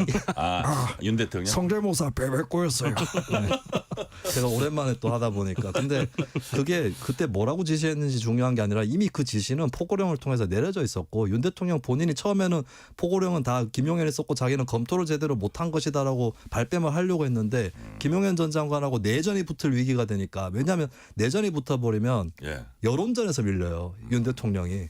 윤 대통령한테 동아줄은 여론전입니다. 근데 그거를 그게 두려우니까 이제 그거 다 인정을 해버렸거든요. 여기서 사실상 판단은 끝났다고 봐야 되는 거겠고 그러면 왜 길어지느냐 했을 때 두 가지 가능성을 저는 보는데 수사 기록을 방대하게 넘겨받았다면 그걸 갖고 이제 너 좀 세밀하게 판단하는 것이 아닌가. 이게 어디까지 사실로 보고 또 변론 내용하고 수사 기록이 부딪히는 측면이 있잖아요. 이거를 어느 쪽 증명력을 더 높게 볼 거냐 이런 부분으로 세심하게 판단할 가능성이 첫 번째 있고 두 번째는 수사 기록 자체에 대해서도 사실 좀 법적 쟁점이 있어요. 왜냐하면 수사 기록을 재판 중이거나 수사 중인 사안에 대해서 수사 기록 송부 요구를 할 수 없다라고 헌법재판소법에 나와 있거든요. 네. 근데 헌재는 지금까지 그걸 해왔어요. 그래서 관행적으로는 해왔고 규칙에도 돼 있는데 어떤 판사가 법원 인트라넷에 글을 올렸다 그러더라고요. 왜 조문 그대로 읽지 않느냐. 송부할 수 없다고 보는 게 맞다. 요구를 할 수 없다고 보는 게 맞다고 하고 그냥 제 상상인데 혹시 몇몇 재판관 분들이 뒤늦게 현타가 온 거예요. 우리가 그동안 헌재가 잘못해왔다. 그럼 수사기록 증거 능력으로 쓰면 안 된다. 이렇게 혹시 하는 건 아닌가. 네. 예, 그런 생각이 드는데 저는 근데 수사기록 통으로 안 써도 되니까 수사기록 없어도 충분히 파면 사유는 충족이 되니까 이쯤 됐으면 좀 파면 결정을 내리는 게 맞다고 봅니다. 자, 윤주진 평론가님, 예. 김수민 평론가님 말씀은 뭐냐면 아주 인용이냐 기각 혹은 각하냐 이 부분에 대해서 세게 맞붙어 있다기보다는 네. 어떤 세세하게 정리하는 이런 그 절차를 밟고 있다고 하는데 네. 어떻게 세게 맞붙고 있을 가능성도 있다고 보세요? 저는 지난 한덕수 국무총리 탄핵 선고에서 네. 재판관들 내부의 이견이 처럼 좁혀지지 않고 있음을 보여주는 하나의 단면이었다고 생각을 하거든요. 네. 저는 어디서 많이 갈릴 것 같냐면은 뭐 비상계엄이 절차적 뭐 하자 이런 것들은 뭐 좀 대부분 다 일치할 것 같아요. 뭐 공무회의를 제대로 하지 않았다든지 이런 부분이요. 근데 두 가지인데 하나는 이 계엄을 선포하는 대통령의 고유 권한을 판단함에 있어서 헌재가 이것이 준 비상사태라고 볼 수 있냐 아니냐를 헌재가 대통령의 판단에 대해서 판단할 수 있겠느냐라고 하는 부분은 좀 논쟁이 있을 것 같고요. 또 두 번째는 국헌문란인데 아까 말씀하신 대로 물론 포고령 1호라든지 이런 부분들이 상당히 위헌적인 요소들은 있어요. 네네. 근데 단순히 위헌 위법이어야만 파면 이르는 것이 아니라 중대했을 경우에 이제 이 위헌 위법 여부를 판단을 하는 경우잖아요. 그런데 윤 대통령이 실제로 국회에서 계엄 해제를 가결한 상황에서 그 계엄 해제를 뒤집으려고 하지 않고 결국은 받아들였거든요. 그리고 실질적으로 뭐 누구 뭐 의원이 체포되거나 연행되거나 한 사례도 없었고, 그렇다면 이것을 윤 대통령이 정말로 국회를 완전히 마비시키고 국민들의 정치적 자유를 탄압할 아주 뚜렷한 목표의식과 진심이 있었는지, 아니면은 단지 그러한 것들을 표명했다가 훗날 철회를 한 것인지, 이런 부분에 있어서는 어쩌면 재판관들 중에는 이것이 파면에 이를 정도로 중대한 위헌 위법은 아닐 수도 있다라고 저는 볼 수도 있을 것 같다라는 거죠. 그래서 저는 강론에서 지금 문제가 아니라 오히려 총론면에서 한 2-3명 정도의 재판관들이 좀 요지부동이 아닐까. 그리고 나머지 재판관들이 설득을 하지 못하고 있는 상황에서 지금 계속 평행선을 달리고 있는 게 아닌가. 저는 그런 시나리오도 충분히 가능한 것 같습니다. 네. 자, 시간이 1분도 채 안 남았습니다. 짧게 한 말씀만 해주세요. 민주노총이 현재 빠른 선거 촉구하면서 오늘 오후 3시부터 총파업 돌입했습니다. 김문수 고용노동부 장관은 정치적 이유로 총파업에 돌입하는 건 온당치 않다. 민노총 총파업 비판하고 법과 원칙에 따라 조치하겠다. 진짜 시간 다 됐네. 딱 한 말씀만. 김순희 네. 평론가님. 김문수 장관께서 정치 혐오가 있는 것 같아요. 정치는 사회를 다루는 것이고 여기서 정치적이라고 하지만 다르게 표현하면 전 사회적인 것이다. 네네. 네, 때로 총연맹이 총파업하라고 있는 조직입니다. 다 기업별 이해관계만 대변하는 것이 참다운 노조가 아니다 말씀드립니다. 네, 윤주진 평론가님. 예.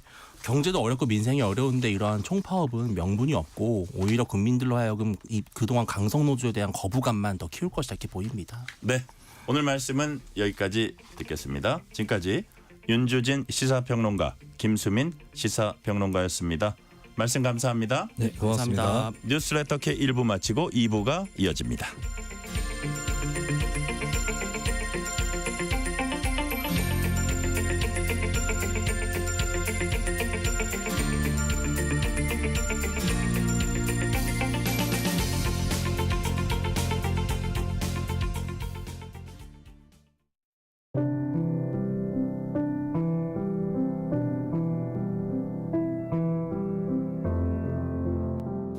KBS 라디오 연중기획 희망충전 대한민국 631번째 이야기. 안녕하세요. 아나운서 유지원입니다. 고등학교 2학년인 선규는 인생의 우여곡절이 참 많았습니다. 8살 무렵 갑자기 세상을 떠나버린 엄마. 그 후 아빠마저 급성 백혈병 진단을 받으며 힘겨운 투병 생활이 시작되었는데요. 시간이 지날수록 상황은 더 나빠졌고 결국 선규는 아빠에게 골수를 이식하는 큰 수술을 받았습니다. 수술 후 한동안 회복의 기미를 보인 아빠. 하지만 안타깝게도 백혈병은 재발되고 말았는데요. 현재 아빠는 서울에서 항암 치료를, 선규는 홀로 제주에서 생활 중입니다. 아무도 없는 힘든 환경이지만 늘 상위권의 성적을 유지하며 손에서 책을 놓지 않는 선규. 훌륭한 교사가 되어 아빠에게 희망을 주고 싶다는 선규의 바람이 이뤄질 수 있도록 여러분의 지원과 격려를 보내주세요. 여러분의 따뜻한 손길이 희망의 빛이 됩니다. ARS 060-700-1580 060-700-1580 한 통화 3,000원으로 희망을 선물해 주세요. KBS 라디오 연중기획 희망충전 대한민국은 초록우산 어린이재단, 인탑스 주식회사, 그리고 청취자 여러분과 함께합니다. ARS 060-700-1580 한 통화 3,000원입니다.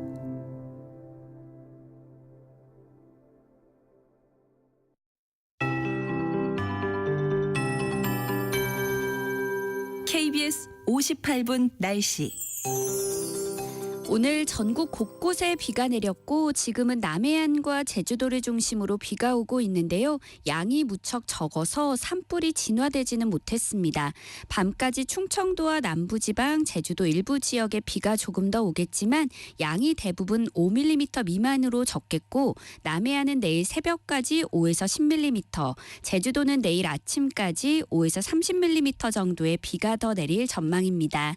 내일은 대부분 지역에 가끔 구름 구름이 많이 끼겠지만 동해안과 강원 산지, 경북 북동 산지는 동풍의 영향으로 5mm 미만의 비가 조금 오는 곳이 있겠고요. 강원 산지는 기온이 낮아서 1cm 안팎의 눈이 예상됩니다. 바람은 당분간 전국적으로 강하게 불겠습니다. 곳곳에는 순간풍속 시속 55km 안팎의 돌풍이 불 것으로 예상되고요. 동쪽 지역에는 여전히 건조특보가 발효 중입니다. 계속해서 불조심하시기 바랍니다. 한편 밤사이 찬 공기가 밀려 내려오며 내일 아침은 춥겠습니다. 서울 3도, 대전, 광주 5도 등으로 오늘보다 10도 이상 크게 떨어지겠고요. 낮에도 서울 12도, 대구 14도, 부산 15도 등에 머물며 쌀쌀하겠습니다. 현재 서울의 기온은 14.1도, 습도는 39%입니다. 송소진입니다.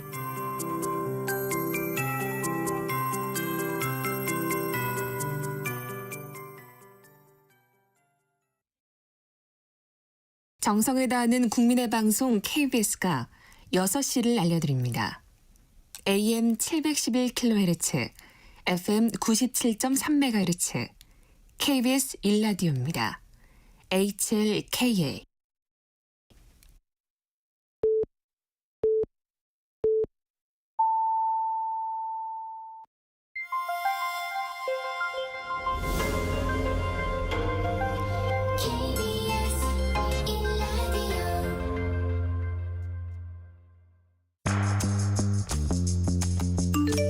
여러분은 지금 퇴근길 시사편지 한 장, KBS 1라디오 뉴스레터 K를 듣고 계십니다. 이 시각 라디오 정보센터 뉴스입니다. 중앙재난안전대책본부는 현재 전국에서 산불의 영향권에 든 지역이 모두 10개 권역 3만 6천여 헥타르에 이른다고 밝혔습니다. 이 가운데 진화 작업이 완전히 끝난 곳은 200헥타르 정도에 불과합니다. 이에 따라 피해 규모도 시간이 갈수록 더 늘어날 것으로 우려됩니다. 중앙재난안전대책본부는 지금까지 발생한 산불로 현재까지 모두 27명이 숨졌다고 밝혔습니다. 또 32명이 중경상을 입은 것으로 잠정 집계되고 있습니다. 산불을 피해 긴급 대피한 주민은 3만 7천 명을 넘었습니다. 이 가운데 1만 6천여 명은 집에 돌아가지 못하고 있습니다. 트럼프 미국 대통령이 미국으로 수입되는 외국산 자동차에 대해 25%의 관세를 부과하겠다고 공식 발표했습니다. 엔진 등 자동차 핵심 부품도 대상입니다. 4월 2일 발효되고 징수는 3일부터 시작됩니다. 자동차는 한국의 대미 수출 1위 품목인 만큼 한국에도 상당한 타격이 예상됩니다. 연세대 의대에 이어 서울대 의대 학생들이 1학기 등록을 하기로 결정했습니다. 의료계에 따르면 서울대 의대 학생들을 대상으로 진행한 투표 결과 3분의 2가량이 등록에 찬성한 것으로 알려졌습니다. 앞서 연세대 의대 학생 비상시국 대응위원회도 1학기 휴학 방식을 등록 후 휴학으로 전환한다고 공지했습니다. 지난주 서울 송파구 아파트값이 0.03% 하락해 58주 만에 하락세로 전환했습니다. 강남과 서초구 아파트값 상승폭도 축소됐습니다. 한국부동산원은 지난주 서울 아파트값이 0.11% 올랐지만 전주 대비 상승폭이 축소됐다고 밝혔습니다. 전국 아파트값은 0.01% 하락했습니다. 지금까지 라디오 정보센터 뉴스 편유희였습니다.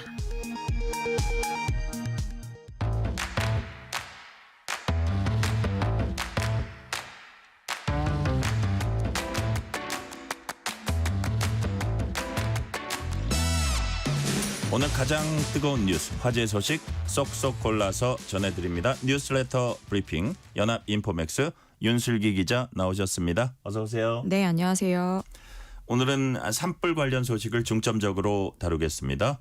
경상권을 중심으로 발생한 동시 다발 산불로 인명과 산림 피해가 갈수록 커지고 있습니다. 먼저 인명 피해 상황 어떻게 돼요? 네, 오늘 중앙재난안전대책본부에 따르면요. 오늘 낮 12시 기준으로 이번 산불로 인한 인명 피해는 총 57명입니다. 네. 구체적으로 사망자가 27명, 중상 8명, 경상자는 22명으로 집계됐습니다. 지역별로 살펴보면요. 경북에서 가장 많은 피해가 발생했는데요. 경북에서는 사망이 23명, 중상 3명, 경상 16명 등 총 41명의 인명 피해가 있었고요.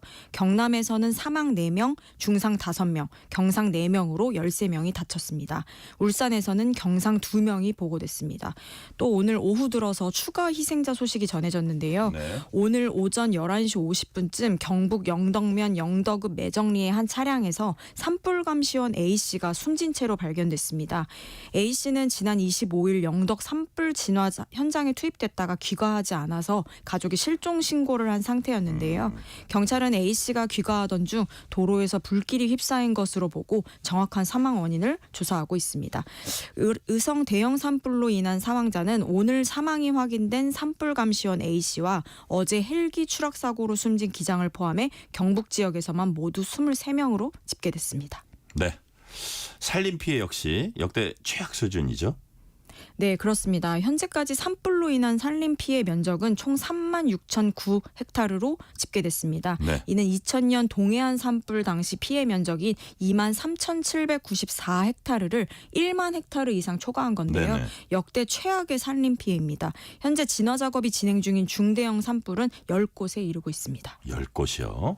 자, 경북 의성에서 시작된 대형 산불이 강풍을 타고 지금은 70km 이상 떨어진 동해안 경북 영덕까지 번졌습니다.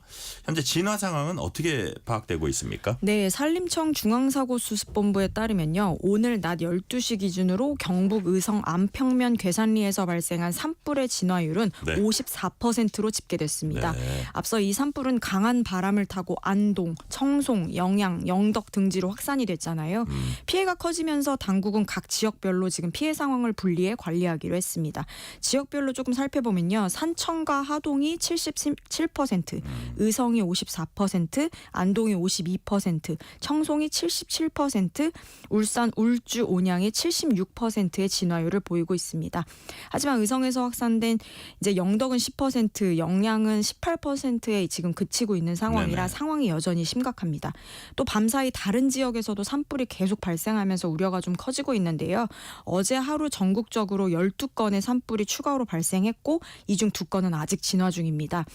대구 달성군 한박산에서 발생했던 산불이 12시간 넘는 진화 작업 끝에 완전히 꺼졌는데요. 어제 오후 7시 29분쯤 대구 달성군 화원읍과 옥포 사이에 위치한 한박산 정상 부근에서 산불이 발생했는데 오늘 오전 8시쯤 완전히 진화됐습니다. 아직 화재 원인은 밝혀지지 않은 상태입니다. 네. 주민 대피령이 내려진 곳도 점차 늘고 있습니다. 경북 안동시가 산불이 시내 방향으로 번지면서 오늘 오전에 또 주민 대피령을 내렸어요. 네, 안동시는 오늘 오전 10시 29분 재난 문자를 통해 시민들에게 긴급 대피를 안내했는데요. 네. 산불은 안동시 남우면 무릉리에서 발생했는데 불길이 점차 이제 시내 방면으로 확산되자 안전상의 이유로 대피령이 내려진 겁니다. 현재 안동 지역은 산불 확산세가 거센 상황인데요. 오늘 낮 12시 기준으로 산불 진화율이 52%입니다. 절반가량밖에 잡지 못한 상태여서 강한 바람과 건조한 날씨로 불길이 지금 쉽게 잡히지 않는 것으로 보입니다. 시내 방향으로 번지면서 시민들의 불안도 좀 커지고 있는데요. 네네. 안동시는 기란면 송사 1리 주민들에게 기란중학교로 대피령을 기란중학교. 네, 기란중학교로 대피령을 내렸고요. 현재까지 약 3만 명에 가까운 주민이 대피했으며 대피령 이후에도 추가 이동이 계속되고 있습니다. 네. 산불은 지리산 국립공원 자락도 또 위협하고 있다고 합니다. 지리산 내 탐방객들에게도 또 대피령이 내려졌어요? 네, 오늘 오전 10시 22분 경남 하동군이 지리산 국립공원 인근 지역으로 산불이 확산되고 있다며 재난 문자를 발송했습니다. 네. 하동군은 화계면, 악양면, 청안면 주민들에게 긴급 문자를 보내 지리산 국립공원 내에 남아있는 탐방객들이 즉시 안전한 곳으로 대피할 것을 요청했는데요. 현재 산불은 강풍을 타고 빠르게 번지고 있어서 공원 내 일부 지역까지 영향을 미친 상황입니다. 문제는 이제 남은 화선 중 일부가 지리산 국립공원과 맞닿아 있다는 점인데요. 현재 국립공원 내에서 산불의 영향권에 들어간 지역이 30에서 40헥타르로 추정되고 있습니다. 이게 이제 공원 내부까지 확산될 경우 생태계에도 좀 심각한 타격이 예상되고 있습니다. 네. 산불이 지리산으로 확산되는 걸 막기 위해서 주한미군까지 나서서 힘을 보태고 있다고 합니다. 주한미군 헬기까지 투입하기로 했네요. 네, 이게 사실 좀 아주 이례적인 조치라고 할 수 있는데요. 네. 오늘 산불 진화를 위해 헬기 29대, 인력 2,002명, 장비 226대를 투입했습니다. 특히 29대는 모두 지리산 국립공원 지역에 집중 투입됩니다. 처음으로 주한미군의 헬기 4대가 산청 산불 현장에 투입될 예정이었는데요. 여기에 우리군 헬기 4대를 더해 총 8대의 군 헬기가 오늘 작전에 나섰습니다. 군 헬기인 특히 시누크 헬기의 경우 한 번에 8,000리터의 물을 실을 수 있어서 네. 기존 지자체 헬기나 소방 헬기보다는 훨씬 강력한 진화 능력을 가집니다. 다만 이제 미군 헬기가 좀 대기 중인 사천공항 주변에 짙은 안개가 껴서 투입이 조금 다소 지연되고 있는 상황입니다. 네, 경북 지역 산불이 엿새째 이어지고 있는 가운데 오늘 처음으로 비 예보가 나왔습니다. 그래서 기대가 또 컸는데 안타깝게도 워낙 소량이어서 진화에는 도움이 못 될 거다 그런 얘기가 나온다면서요. 네, 경북 지역에 오늘 이번 산불 이후 처음으로 5mm 미만의 비가 내릴 것으로 예보됐었잖아요. 네. 근데 산림청은 진화에는 큰 효과를 기대하기 어렵다고 밝혔습니다. 산림청장은 이제 비의 양이 적어서 산불 진화에 결정적인 도움이 되지 않을 것이라고 설명을 했는데요. 장기화될 가능성을 염두에 두고 총력 대응 중이라고 밝혔습니다. 네. 자, 정부가 현장 대응을 한창 강화하고 있습니다. 한덕수 대통령 권한대행은 오늘 행안부 장관 직무대행에게 직접 산불 현장에 상주하면서 지휘에 나서라 이렇게 지시를 했죠. 네, 그렇습니다. 총리실에 따르면요. 한덕수 대통령 권한대행은 오늘 오전 고기동 행정안전부 장관 직무대행에게 산불 현장인 경북 지역에 상주하며 총괄 지휘할 것을 긴급 지시했습니다. 특히 산불 피해 지역의 고령자와 요양병원 환자 등 건강 취약계층이 좀 많잖아요. 이런 점을 우려하면서 직접 이제 이재민의 건강과 안전을 현장에서 직접 챙기라고 강조한 건데요.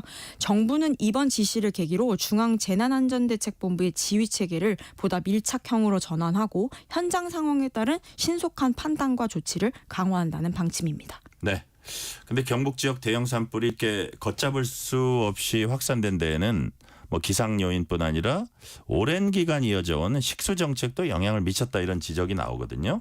산불에 특히 취약한 소나무가 이 경북 지역에 또 집중 분포돼 있다고 하네요. 네, 역대 최악의 피해를 기록 중인 경북 지역 산불의 이면에는 산림 구조의 특성이 한몫하고 있다는 분석이 나오고 있는데요. 네. 산림청 임업통계연보에 따르면요, 2020년 기준으로 경북 지역의 소나무 숲 면적이 약 45만 7,900헥타르로 전국에서 가장 많습니다. 이는 이제 강원도와 경남보다도 훨씬 넓은 수치인데요. 네. 전체 산림 면적 중 소나무가 차지하는 비율이 35%에 달해서 전국 최고 수준을 기록하고 있습니다. 문제는 이 소나무가 산불에 매우 취약한 수종이라는 점인데요. 연구 결과에 따르면 소나무는 화렵수보다 1.4배 뜨겁게 타고 불이 지속되는 시간도 2.4배 더 긴 것으로 나타났습니다. 또 소나무 송진에 테라핀 등 정류 성분이 20% 이상 포함되어 있어서 불이 쉽고 오래 타는 특성이 있습니다. 네. 말씀하세요. 네, 그래서 이제 최근 대형 산불이 발생한 의성, 안동, 청송, 영양, 영덕 등도 네네. 모두 소나무 숲이 좀 밀집된 지역이잖아요. 네. 그래서 이제 전문가들은 이를 고려해 향후 재복구 사업 시 불의 강한 활렵수를 중심으로 내화 수림대 조성이 필요하다라고 강조하고 있습니다. 네. 자, 절망적인 상황 속에서도 반드시 또 극적인 생존 이야기가 있습니다. 산불이 걷잡을 수 없이 번지는 위기의 순간에서 이웃을 먼저 챙긴 감동적인 사연이 있다고 합니다. 어떤 얘기입니까? 네, 이번에 영남권 산불이 좀 확산되면서 수많은 이재민이 발생했잖아요. 네네. 극적인 탈출과 이웃에 대한 희생이 뒤섞인 생존 이야기가 이어지고 있습니다. 경북 영양군 석보면 포산리에 한약재 공장을 운영하던 배재칠 씨와 아내는 집채만한 불덩이가 공장을 이제 덮치자 황급히 차를 몰고 대피에 나섰는데요. 네. 짙은 연기로 시야가 가려 가드레일을 들이받고 결국 2m 아래 냇가로 차량이 추락했거든요. 충격에도 그럼에도 불구하고 부부는 차량에서 가까스로 빠져나와 냇물 속에 몸을 담갔고 저체온증이 몰려오는 가운데서도 얼굴만 물 위에 내놓고 수십 분을 버텼습니다. 이후 이제 인근 마을 집으로 달려가 젖은 옷을 갈아입고 애타게 구조를 기다린 끝에 극적으로 살아남았습니다. 또 이제 이웃을 먼저 챙긴 이웃 청년의 사연도 있는데요. 영덕군 지품면 황장리의 신한용 씨는 마을에서 가장 젊은 청년인데 네. 그는 이제 불길이 다가오자마자 고령의 이웃을 떠올렸고 자신의 차량에 한 명 한 명 태워 직접 대피시키기도 했습니다. 네. 지난 26일 73살 헬기 조종사 박현우 기장이 산불 진화 작업을 하다가 추락해서 순직했습니다. 근데 오늘 고 박현우 기장을 추모하기 위한 분향소가 설치됐죠? 네, 분향소를 설치한다고 경북 의성군이 밝혔는데요. 네네. 분향소는 의성군 청소년 문화의 집 다목적 강당에 마련됩니다. 27일부터 29일까지 운영이 되는데요. 네. 운영 시간은 오전 8시부터 오후 9시까지입니다. 특히 내일인 28일에는 유관기관 단체장들이 분향소를 찾아 합동 추모 행사를 진행할 예정입니다. 네. 끝으로 질문 드릴게요. 이번 산불 계기로 산행 중에 실제 우리가 산불을 발견했을 때 어떻게 대처하나 이게 시민들 관심도 커지고 있는데 산불 접했을 때 행동 요령 어떻게 해야 되는지 좀 간단히 정리해 주세요. 네, 산불이 빠르게 확산될 경우 굉장히 당황하기 쉽잖아요. 네네. 몇 가지 기본 원칙을 기억하면 생사를 가를 수 있습니다. 네. 우선 가장 중요한 것은 불길이 어디서부터 오는지 정확히 파악하는 건데요. 불에서 멀어지는 방향, 특히 산 정상보다는 주변이 막히지 않은 낮은 지대로 빠르게 하산하는 것이 중요합니다. 네. 또 대피 중에는 스마트폰으로 119나 112에 신고해야 하는데요. 한 곳에 머물 필요는 당연히 없고요. 신고 중에도 계속 이동할 수 있습니다. 등산로를 활용하면 위치를 정확히 알릴 수 있고 긴급 재난 문자나 뉴스를 통해 산불 경로를 수시로 확인하는 것도 중요합니다. 또 겉으로 보기에는 안전해 보일 수 있는 계곡이 오히려 위험한데요. 지형이 움푹한 탓에 연기가 고이기 쉬워 질식 위험이 크기 때문입니다. 또 앞서 말씀드린 대로 침엽수가 빽빽한 곳보다는 화렵수림 지역이 불에 강한 편이기 때문에 가능하다면 화렵수가 많은 경로로 탈출하는 것이 더 좋습니다. 또 만약 대피할 수 없는 상황이라면 바위 뒤나 움푹한 지형에 몸을 숨기고 주변 낙엽이나 나뭇가지를 제거한 뒤 낮은 자세로 엎드려 얼굴을 가린 채 산불이 지나가길 기다려야 합니다. 네, 오늘은 산불 소식 중점적으로 전해드렸습니다. 뉴스레터 브리핑 지금까지 연합 인포맥스 윤슬기 기자였습니다. 말씀 감사합니다. 감사합니다. 퇴근길 당신과 함께 읽는 세상 이야기 KBS 1라디오 뉴스레터 K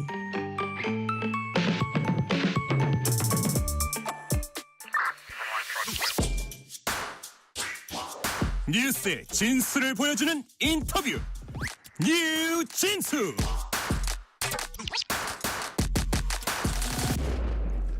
민주당 이재명 대표가 공직선거법 위반 사건 항소심에서 무죄 판결을 받았습니다. 민주당은 헌법재판소가 윤석열 대통령 탄핵 심판 선고를 하루빨리 내려야 한다고 거듭 요구하고 있습니다. 중소벤처기업부 장관 역임하신 민주당 삼선 의원 권칠승 의원과 함께 전국 현안 짚어보겠습니다. 권칠승 의원님 어서 오세요. 네, 반갑습니다. 권칠승입니다. 네네. 귀한 시간 내주셔서 감사드립니다. 지금 저녁 한참 많은 저녁 약속도 많으실 텐데 시간 내주셨어요. 아, 감사합니다. 자, 권칠승 의원님은 항소심 선고 전부터 무죄를 확신하는 듯한 발언을 여러 차례 하셨습니다. 자, 그렇다면 정작 항소심 재판부가 무죄 판결을 내렸을 때 어떤 생각을 하셨어요? 이미 며칠 전에 이제 검찰이 윤석열 대통령에 대한 그 구속 취소권에 대해서 즉시 항고를 포기했지 않습니까? 네. 그때 사실 스스로 정치 검찰이라는 것을 이제 인정하는 거나 마찬가지였는데요. 이번에 이 공직선거법 기소권도 전형적인 그런 정치 검찰의 기소 방식이었기 때문에 뭐 법리로 봐도 그렇고 상황으로 봐도 그렇고 무죄가 나올 것이라고 생각하고 있었습니다. 그래서 이 무리한 정적 죽이기 뭐 이런 패턴이 그 실체를 드러내면서 이제 실패했다 그렇게 판단하고 있습니다. 네, 무리한 정적 죽이기, 무리한 검찰의 수사였다. 정적을 죽이기 위한 그런 말씀하셨고요. 자, 당장 검찰이 상고 입장을 밝혔습니다. 권칠승 의원님은 상고하지 말라 하셨어요. 이유가 뭡니까? 뭐 말씀 그대로 조금 전에 말씀드렸던 것처럼 상고 자체가 어불성설입니다. 이게 뭐 정치 기소이기 때문에요. 거기다가 구속 취소에 대해서 항고 포기를 했기 때문에 뭐 저는 뭐 최소한의 형식적 형평성을 확보하기 위해서라도 안 하는 게 좋겠다라고 충고 차원에서 했습니다. 네.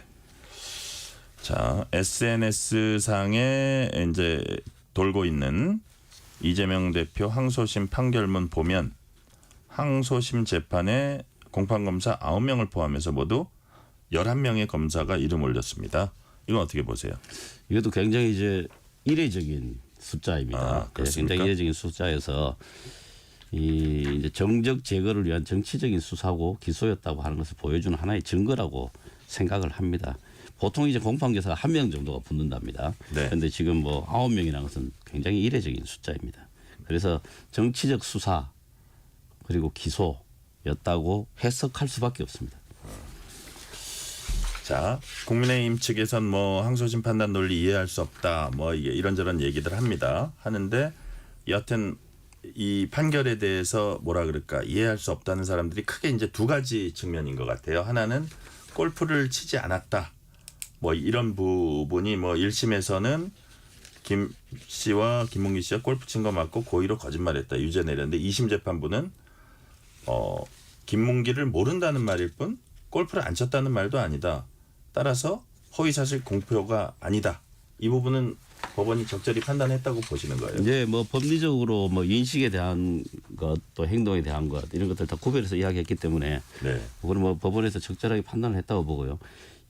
이해할 수 없는 게 아니고 이해를 안 하는 것 같습니다. 제가 볼 때는 네.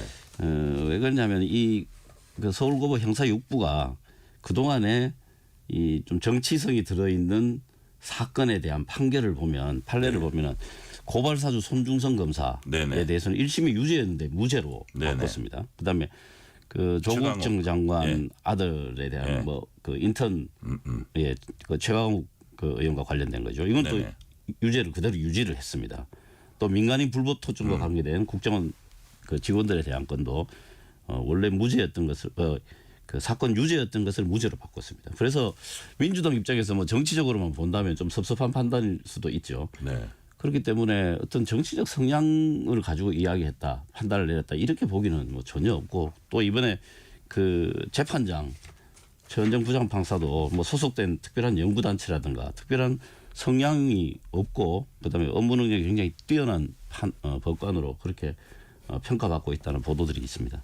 자, 손준성, 최강욱 이런 막 정치적으로 민감한 판결에 있어서도 뭐 만약에 어느 특정 그 쪽을 이렇게 유리하게 하려면은 그건 뭐 이해가 안 되는 그러니까 이분들은 법리에 의해서 판결을 한 분들이다 이런 취지로 지금 말씀해 주셨어요. 네, 그렇습니다. 예. 자, 아까는 제가 골프 쳤다 안 쳤다 했는데 하나만 더 판결 내용 중에 여쭤보면은 조금 더 이렇게 뭐라 그럴까 논란이 되는 부분이 백현동 부지 용도 변경하면서 국토부 협박 때문에 했던 이 발언. 예. 이 발언을 1심 재판부는 이 대표 스스로 검토해서 용도 변경한 것이다. 그리고 그동안 증인을 24명을 물어봤는데 협박 얘기 들었다는 사람도 없다. 그래서 그 이제 거짓말이다 이렇게 했는데 2심 법원은 뭐라 그랬냐면 그건 의견 표명이지 허위 사실 공표는 아니다. 이렇게 판단을 했거든요. 네. 이 부분도 그렇죠. 2심 이쪽이 그렇습니다. 적절하다고 보세요. 이렇게 의견 표명 네. 혹은 주관적 평가 네네. 네, 이렇게 했죠. 그래서 이런 것들은 허위라고 보기 어렵다는 판단이고 더 큰 틀에서 보면 특히 대통령 후보 그것도 이제 낙선한 대통령 후보를 네.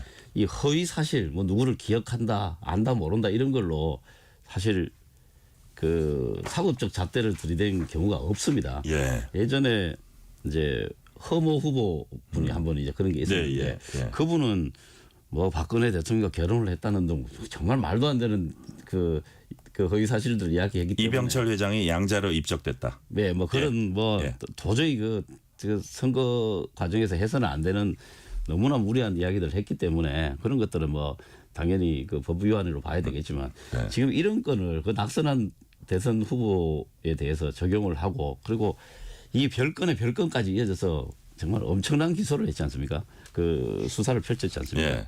하나만 더 말씀드릴까요? 이게 왜 정치 기소라고 볼 수밖에 없냐면은 예.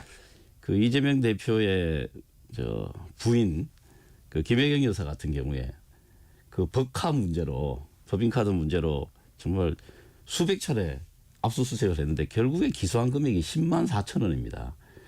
제가 그 법사위에 있을 때 그 법무부 장관한테 물어봤습니다. 이런 경우 본 적이 있냐 하니까 개인적인 경험은 없다라는 취지로 답변을 했거든요. 그건 뭐 굉장히 이례적일 뿐만 아니라 의도적이라고 봐야 됩니다. 네. 근데 아까 그 허경영 그 부분은 이제 의원님 말씀도 일리가 있는데 또 그걸 반대로 얘기하는 분은 또 이런 식으로 얘기하는 분도 있긴 있더라고요.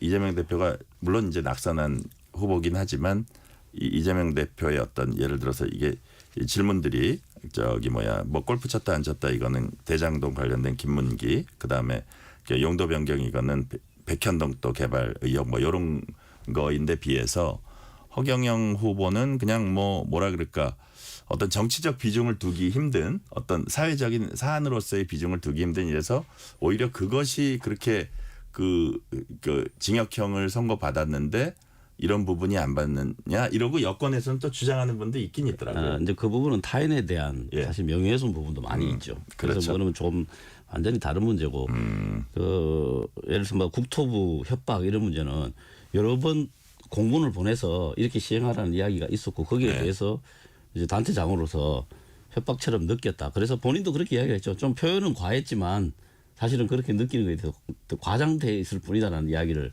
했지 않습니까? 그래서 허위는 아니다. 과장이 수는 있어도 허위는 아니다. 이렇게 이제 판시를 했고요. 그렇습니다. 자, 아까 이제 그 손준성 최강욱 판결 요 재판부가 그렇게 판결했었다는 이제 그 예시도 이제 해주셨는데 자, 국민의힘은 뭐 특정 연구단체 출신 얘기하면서 결론 정해놓고 논리 짜맞춘 판결이다. 거짓말을 거짓말이라 할 수 없는 홍길동 판결이다. 이건 유승민 전 의원. 뭐 이런 여당의 주장은 어떻게 보세요? 그 이야기를 하려면 윤석열 대통령 또 김건희 여사가 에 대해서 먼저 해야 되겠죠. 그래서 뭐 저는 터무니없는 정치 공세라고 생각합니다. 네. 자, 여당은 또 이 대표에 대한 형사 재판이 물론 뭐 지금 공직선거법 이것도 뭐 최종심은 남아 있습니다. 그렇지만 이 공직선거법 말고도 형사 재판이 4건 더 남았다. 이른바 사법 리스크를 벗었다는 일각의 주장은 시기상조다. 이런 걸 또 여권에서는 주장을 하고 있어요. 이런 부분. 예를 들어서 이렇게 여쭤볼게요. 이 대표가 사법 리스크를 이제 벗었다고 봐도 됩니까? 사법 리스크 자체가 뭐 애당초 있었나 싶은 생각이 좀 들 정도입니다. 네.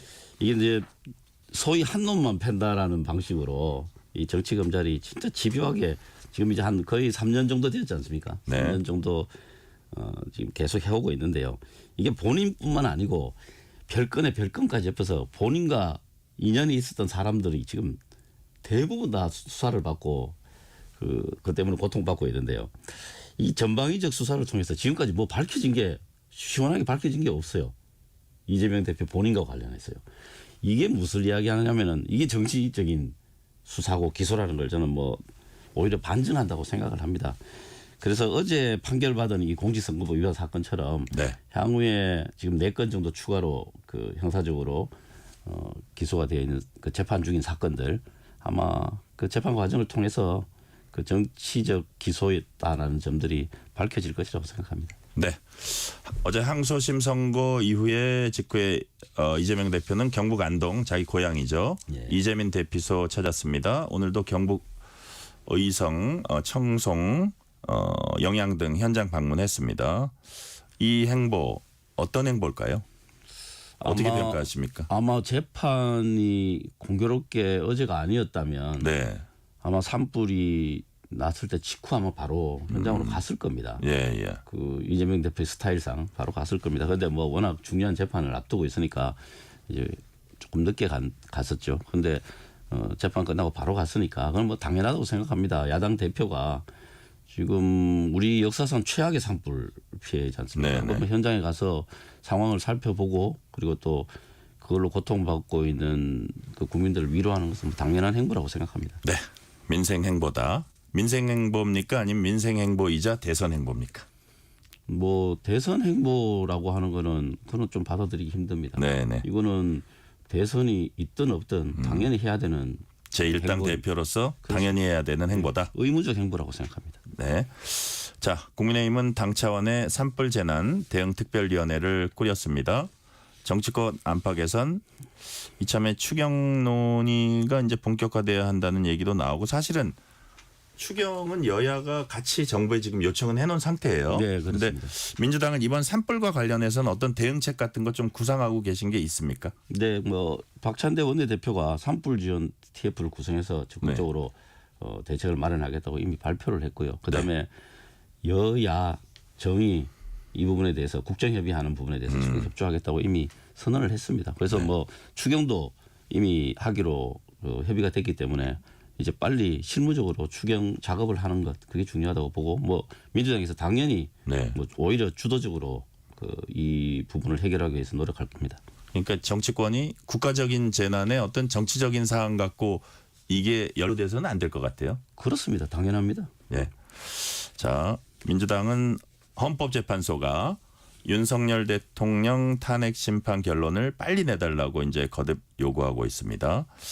자, 근데 헌재가 지금 상황이 이렇게 갖춰졌는데 과연 내리지 않을까 뭐 이런 생각도 들어요. 상식적으로. 그래서 지금 권칠승 의원님께서 파악하신 바로는 헌재에서 지금 어떤 일이 진행되고 있는지 어떤 일이 벌어지고 있는지 좀 파악되신 바가 있습니까?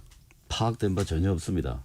아니 철도 보안인 것 같아요. 예, 지금. 제가 볼 때 뭐 이런저런 이야기 하시는 분들이 많은데 다 그냥 자기 상상이에요. 아무 근거 없습니다.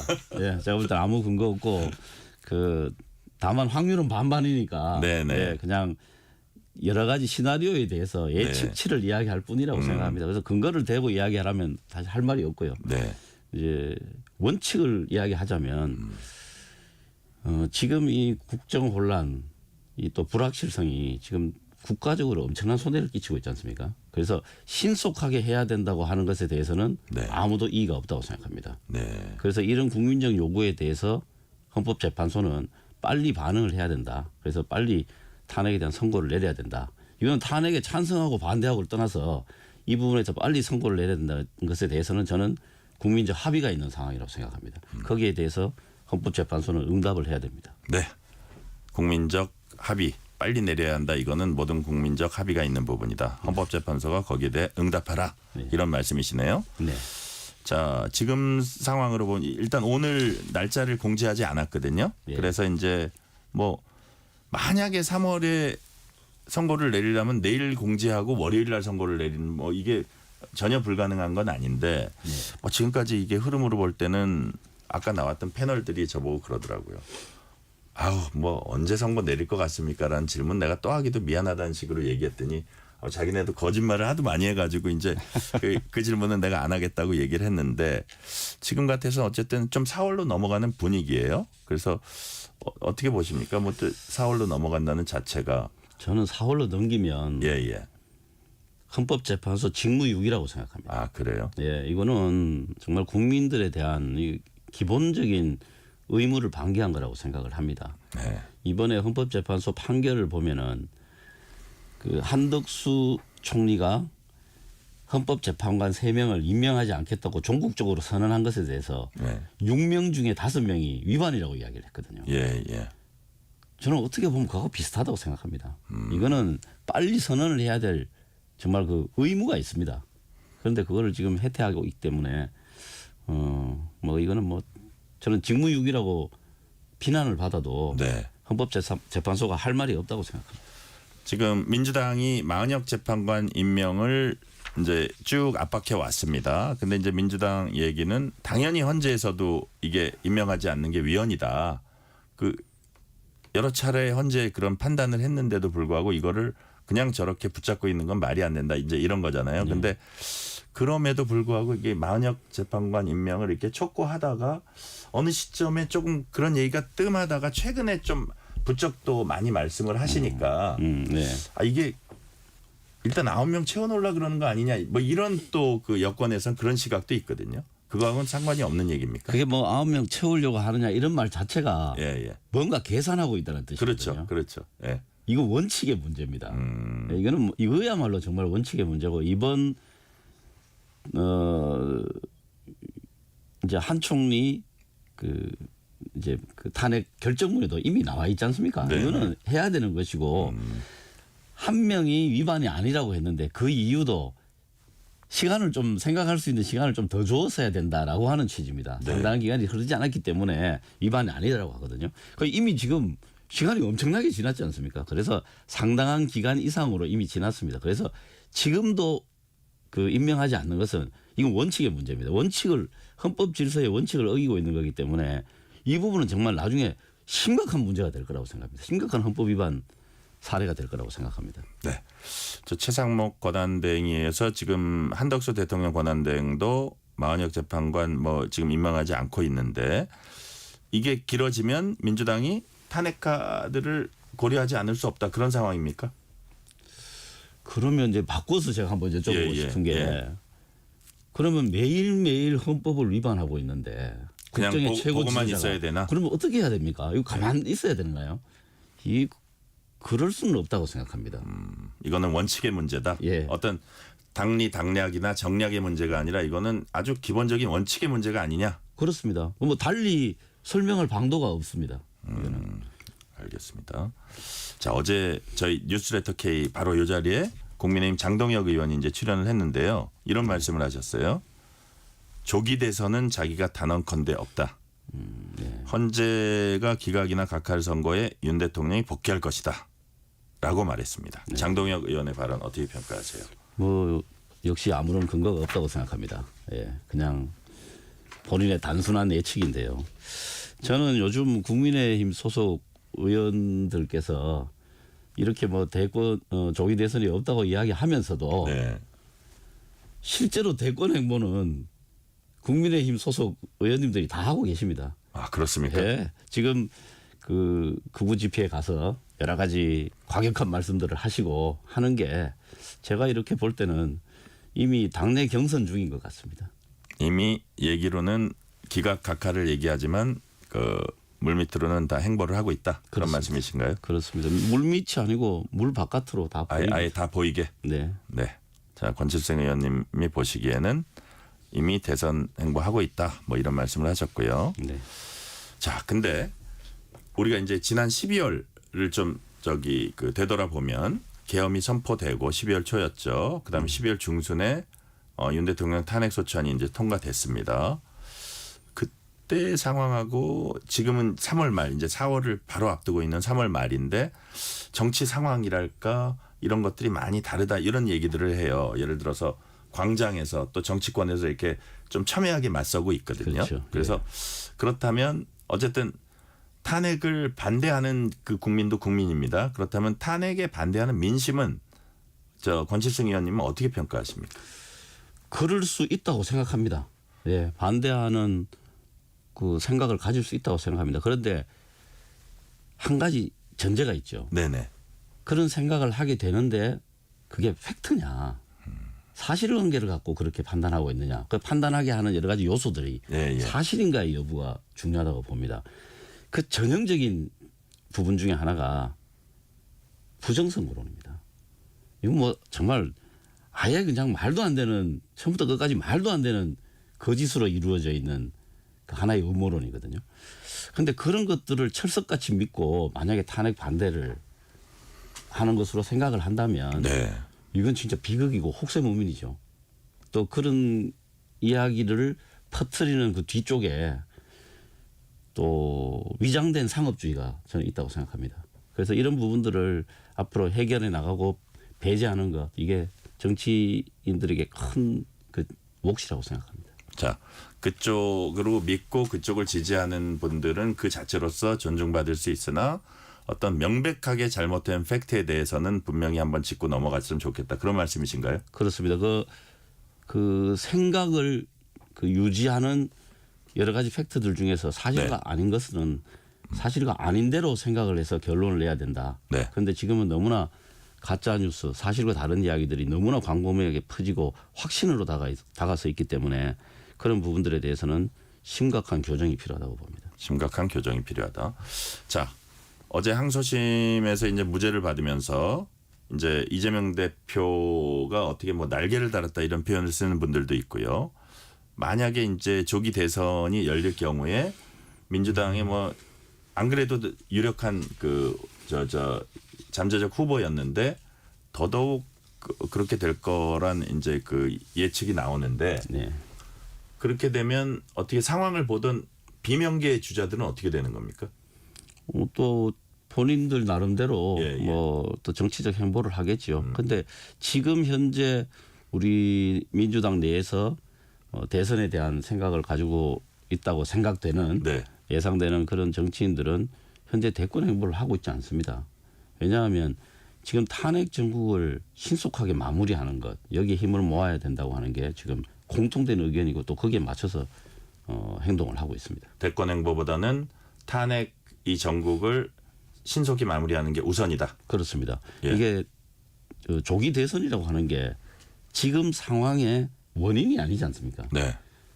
조기 대선이라고 하는 것은 탄핵에 이은 자연스러운 헌법이 예고하고 있는 자연스러운 결과일 뿐입니다. 그렇기 때문에 이 원인과 결과를 막 섞어서 이야기하면은 더 큰 혼란이 생긴다고 봅니다. 네.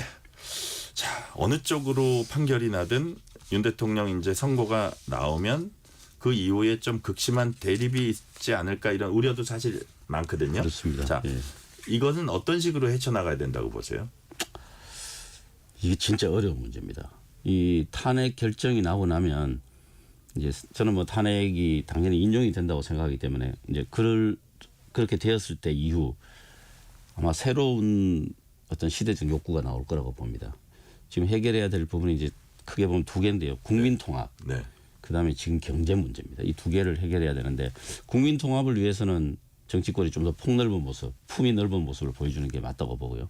경제 문제에 있어서는 무슨 좌우 대립이나 이념적 이런 것보다는 현재 어려운 상황을 해결해 나갈 수 있는 문제 해결 능력, 실용주의, 솔루션을 보여줄 네. 수 있는 그런 게 절실하다고 보고 있습니다. 네. 그렇다면 요 와중에 전국을 돌파하기 위한 민주당이 넘어야 할 고비랄까요? 물론 뭐 이제 선거라는 게 남아 있지만 민주당이 어떤 방향으로 이렇게 나가야 된다. 짤막하게 이렇게 정리를 해주신다면 무슨 말씀하시겠습니까? 탄핵 인용이 되도록 신속하게 그것도 되도록 국민적인 뜻을 모아 나가는 것 그게 지금 민주당이 해야 될 가장 중요한 일이라고 봅니다. 네. 오늘 말씀은 여기까지 듣겠습니다. 지금까지 권칠승 민주당 의원이었습니다. 말씀 감사합니다. 네, 감사합니다. 네.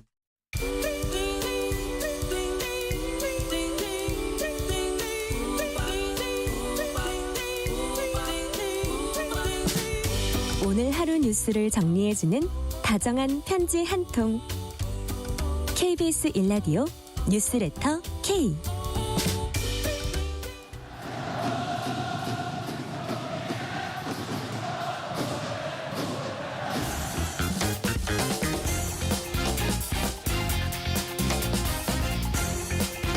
한 주의 스포츠 소식 전해드립니다. 스포츠는 완수. 이번 주 스포츠 뉴스 KBS 김한수 기자와 완수해보겠습니다. 김한수 기자 어서 오세요. 네, 안녕하세요. 홍명보 감독이 이끄는 축구 대표팀이 북중미 월드컵 3차 예선 오만전 그리고 요르단전에서 연이어서 비겼습니다. 아 정말 우리가 오만한테 오만했던가요? 이거 아재 개그도 아니고 여튼 주축 선수들 이제 부상도 있었지만 오만 요르단 경기 모두 비긴 건 정말 아쉬운 결과잖아요. 굉장히 아쉽죠. 사실 예. 11회 연속 본선을 한 경기만 이겼어도 사실상 거의 확정 지을 수 있었는데 뭐 김민재 선수 부상 공백에도 불구하고 오만전 선제골을 넣었잖아요. 이강인 선수의 패스를 받아서 황희찬 선수가 넣고 정말 분위기 좋았는데 약간 좀 뭐랄까 선수들이 부상을 입으면서 1대1 무승부를 또 25일에 요르단전 역시 선제골을 넣었고 경기를 네. 잘 풀어갔고 또 첫 세트피스가 너무나 간결하게 잘 들어갔었기 때문에 이건 대량 득점이 아닌가 싶을 정도였는데 그 뒤로 풀리질 않았어요. 그래서 또 그 수비형 미드필더인 박용호 선수가 약간 좀 미흡한 볼 처리가 있었고 네네. 그러다 보니까 두 경기 다 이겼으면 너무나 쉽게 갈 수 있는 경기를 두 경기 다 비김으로 인해서 애매한 상황이 됐고 사실 애매하다는 게 팬들에게 주는 자신감을 좀 얻지 못하는 것 같아요. 지지를. 그러니까요. 예, 한 경기만 제대로 이기고 두 경기 다 이겼다고 한다면 팬들의 엄청난 지지를 받으면서 홍명보가 진짜 월드컵을 향해 정말 기분 좋게 달릴 수 있었는데 전시도 보면 또 좀 아쉬운 점도 어떤 게 애매한 또 판정도 있었어요. 네. 그 야잔 선수, 그 우리 저기 그 페널티킥? 양민혁 선수가 크로스 딱 올린 거 걷어낸다 그러다 그건 분명히 맞은 것 같은 느낌이었는데 또 요즘 또 VAR 예. 너무나 아주 그냥 민감하게 보시면서 주심이 핸드볼 파울을 아니라고 선언을 하는 바람에 네. 우리가 항의에도 불구하고 뭐 그렇게 됐습니다. 뭐 전체적으로 3월 2연전에서 2무승부 또 3경기 연속 무승부 기록하면서 사실 한국 축구가 이런 팀들하고는 사실 비기기만 해도 난리가 나는데 네네. 2경기를 연속 비겼으니 얼마나 지금 팬들의 마음이 좀 서늘하겠죠. 그러니까요. 근데 그나마 좀 반전이 있었어요. 사실 이라크가 팔레스타인을 이겼다면은 예. 16점 대 승점 16대 15 바로 턱밑까지 쫓아올 수 있었는데 팔레스타인이 또 여기 이겨줬어요. 그러니까 정말 축구 모른다는 소리, 축구공이 둥글다는 소리를 다시 한번 확인하면서 이제 아무튼 뭐 2경기 남아 있습니다. 또 요르단은 이라크하고의 맞대결도 남아 있고요. 그래서 지금 상황에서 2경기 비기기만 해도 뭐 사실 본선행 가거든요. 그런데 우리 팬들이 원하는 건 비겨서 꾸역꾸역 가는 거 아닐 것 같아요. 화끈한 경기죠. 예, 한 번쯤은 해줘야 되는데 좀 아쉽습니다. 자, 결국 그러다 보니까 월드컵 본선 진출 조기 확정에는 이제 실패를 했고요. 자, 그럼 앞으로 어떻게 되는 겁니까? 지금 상황에서는 사실 뭐 비기기만 해도 갈 수 있기 때문에 뭐 문제는 없어 보여요. 11번 연속 본선에 가는 건 문제가 없는데 홍명보 감독에 대한 뭐 전술의 부재 또 한마디로 감독의 리더십은 다시 한번 도마 위에 오르지 않을까 싶어요. 왜냐하면 경기 끝나고 나서 보통 패장은 말이 없는 편인데 뭐 무승부 뭐 모든 게 내 책임이고 팬들에게 죄송하다까지는 좋았어요. 그런데 선수들이 홈에서 부담을 많이 느끼고 있어서 뭐 어떤 선수들이 집중할 수 없는 분위기다. 이 얘기는 돌려서 얘기하면 선수들의 마음을 모르겠다라는 얘기도 되거든요. 보통 그럴 때 이제 물어볼 거 아니에요, 기자들이. 대체 왜 애들이 불안하대요? 왜 선수들이 불안하고 왜 홈에서 이렇게 자신 없게 경기를 한대요? 이렇게 물어봤다는 얘기는 감독 파악하고 있느냐 이런 의미가 될 수도 있거든요. 그러니까요. 예, 그런데 여기서는 정확하게 표현을 못하고 뭐 정확히 무엇인지 모르기 때문에 말씀드릴 수는 없지만 뭐 유럽에서 오니라고 컨디션도 좀 이상한 것 같고 주저리한 면이 없잖아 있습니다. 그래요. 네, 사실 이런 면을 보게 되면 감독이라고 하는 위치가 이럴 때 정신 선수들의 멘탈도 잡아야 되고 그러면서 전술을 구사를 해서 결정적으로 한 번쯤 이게 분위기를 바꿔야 할 때 바꿔줘야 되는데 이걸 바꿔줄 수 없었다라는 얘기가 되는 거거든요. 그렇게 되면 선수들이 정확하게는 나의 위치는 뭐 나의 역할은 뭐 이런 것들을 감독의 전술 속에서 읽어내지 못했다라는 거잖아요. 네네. 그렇게 되면 이것도 우리가 흔히 말하는 전술의 부재 이런 얘기가 다시 나올 수 있을 것 같아요. 그렇게 되면 홍명보 감독한테는 2014년에 아픈 기억이 있을 겁니다. 러시아 월드컵에서의 그게 재현되면 안 되는데. 네, 그래서 그런 것들이 있어서 사실 뭐 그렇게까지 되진 않을 것 같지만 한편으로는 그런 우려가 있기 때문에 홍명보 감독뿐만 아니라 선수들과의 커뮤니케이션 다시 한번 돌아봐야 될 것 같아요. 그러니까요. 커뮤니케이션 얘기하셨는데 진짜 말 한마디 한마디 또 안 좋은 상황이 있었을 때 좀 말을 절제하면서도 한마디 한마디 다시 한번 믿음을 줄 수 있게 하는 게 되게 중요할 것 같은데 근데 손흥민 선수가 또 잔디 발언을 했어요. 근데 이게 평소 때 이게 이런 경기 없을 때 우리 잔디를 좀 전반적으로 점검을 해봐야겠다는 걸 누가 뭐라 그럴 사람은 없는데 좀 실망스러운 경기 직후에 잔디 발언 이거 어떻게 보세요? 사실 오만전에서 오만전을 앞두고 그 고향에서 연습할 때까지만 해도 괜찮았는데 선수들이 이제 그 경기를 마치고 나서 잔디가 좀 딱딱한 느낌도 있고 잘 까진다 이런 얘기가 있었어요. 그냥 물론 아까 그 홍명보 감독과 똑같은 이야기죠. 선수들 입장에서는 불편했고 최고의 기량을 발휘할 수 없는 환경이었기 때문에 너무나 아쉬운 마음이 했을 겁니다. 그러니까요. 근데 말을 못할 것까지는 없는데 이거 타이밍이라는 게 또 있잖아요. 예, 근데 팬들이 바라보는 거는 사실 팬들이 그 손흥민 선수가 잘 못 뛰어서 뭐 아니면 이강인 선수가 잔디에 미끄러져서 그래서 실망했다는 게 보다는 전체적으로 경기력이라든가 전술 우리가 한마디로 우리 것을 보여주지 못하는 안타까움 때문에 그랬던 거잖아요. 그리고 또 상대성이 있다 보니까 오히려 우리한테는 지고 가야 할 오만이나 요르단이 우리하고 동점골을 넣으면서 경기도 뭐 주도권을 잡았고 근데 그 환경이 똑같다는 거죠. 그러니까요. 예, 형편없는 잔디 그리고 역시 다 해외에서 날아왔기 때문에 시차 적응의 문제점 이런 것들이 있었을 텐데 자칫 너무나 핑계같이 보이지 않냐 이런 얘기인데 그래도 이번에는 문화체육관광부가 좀 발빠르게 대응하고 나섰어요. 아, 그래요? 예, 손흥민 선수도 이야기하고 뭐 골을 넣었던 이재성 선수도 이야기하니까 프로축구 연맹과 함께 프로축구 경기가 열리는 우리나라의 27개 경기장을 모두 한번 다 조사해 보겠다. 발빠른 대응은 좋은데 문체부는 항상 제가 느끼는 거지만 말은 빨리 하는데 실질적인 결과를 가져오는 건 약간 좀 더딘 면이 있어요. 아, 그래요. 네, 잔디가 까져서 27개 구장이 망가졌다면 어떻게 할 건데? 고쳐야 될 거고, 서울 잔디가 망가진, 서울 월드컵 경기장 잔디 망가진 거는 하루 이틀의 문제가 아니잖아요. 네. 그런데 경기를 할 수 없을 만큼 방치해두고 있다가 갑자기 선수들이 이런 얘기를 하니까 마치 잘못 느끼게 되면 팬들의 입장에선 인기 영합적인 발언이 아니냐 이렇게 볼 수 있거든요. 이번엔 제발 좀 실질적인 거, 전체적인 상태를 조사한 다음에 실질적인 그런 해법을 내줬으면 합니다. 네. 이번엔 프로야구 얘기입니다. 긴 겨울 보내고 지난 주말에 드디어 개막했습니다. 지난해 우승팀 기아 악재가 계속되고 있어요. 개막전에서 김도영이 허벅지 부상 입었고 유격수 박찬호 부상을 당했어요. 네, 이 선수 잘 치고 나갔는데 2루 도루를 한 다음에 약간 좀 충격이 왔었던 것 같아요. 그래서 그 다음 타자가 그 땅볼 때 3루에 갔었는데 그 다음부터 갑자기 이제 그 통증을 호소했어요. 그러다 보니까 그래서 이제 교체를 했는데 교체하자마자 정밀 진단을 받았습니다. 근데 뭐 타박상에 의한 염좌, 우리가 말하는 염증이 좀 있는 거거든요.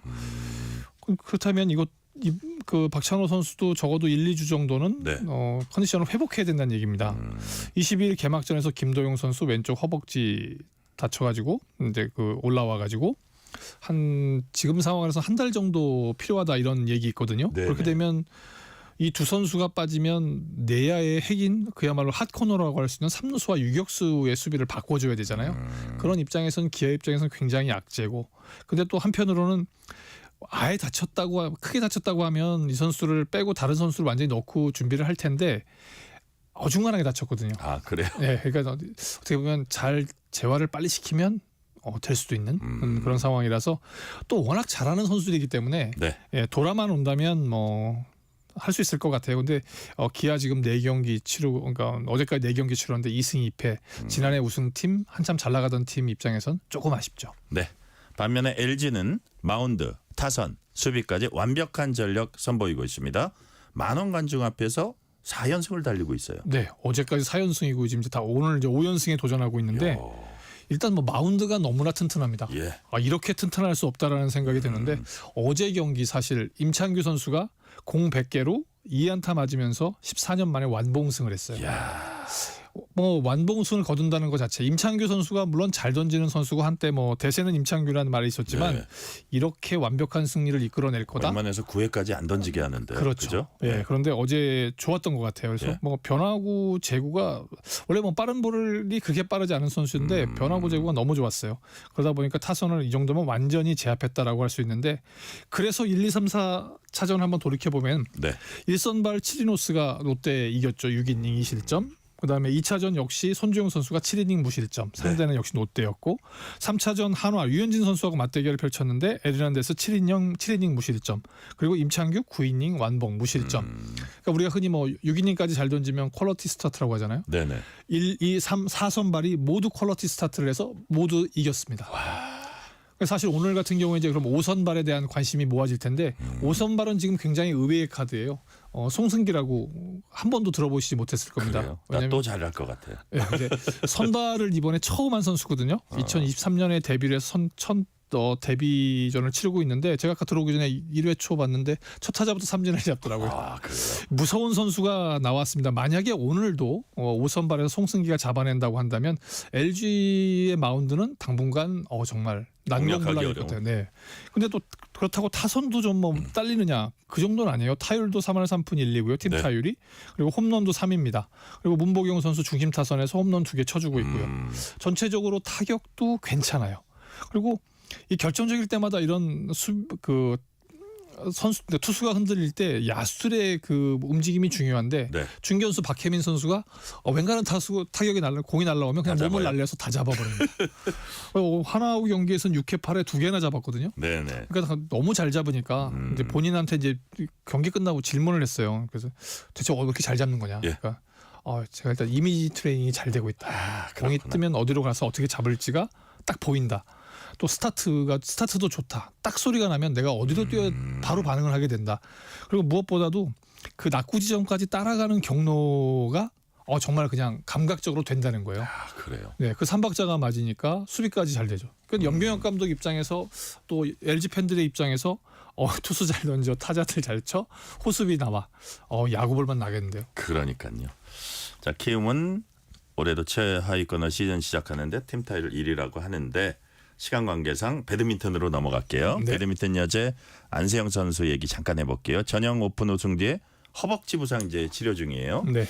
빠르면 다음 달에 또 국제 무대 복귀한다고 하죠. 네, 원래 사실은 많은 팬들은 아시아 선수권 대회를 우승해서 이제 그랜드슬램에 한 발짝 다가가자 이런 거였는데 그게 네. 4월 8일 날 개막하거든요. 근데 그때까지는 아무래도 회복이 좀 힘들 것 같다는 생각이 드는 것 같아요. 그래서 지금 많은 분들이 전망하기에는 다음 달 27일 중국에서 열리는 그 혼합복식 단체전이라는 게 있어요. 남녀 개인 단체전하고 또 이렇게 복식도 하는 네. 거기에 수디르만컵에 나가서 아마 단체전에서도 한번 우승해보면 좋지 않겠냐.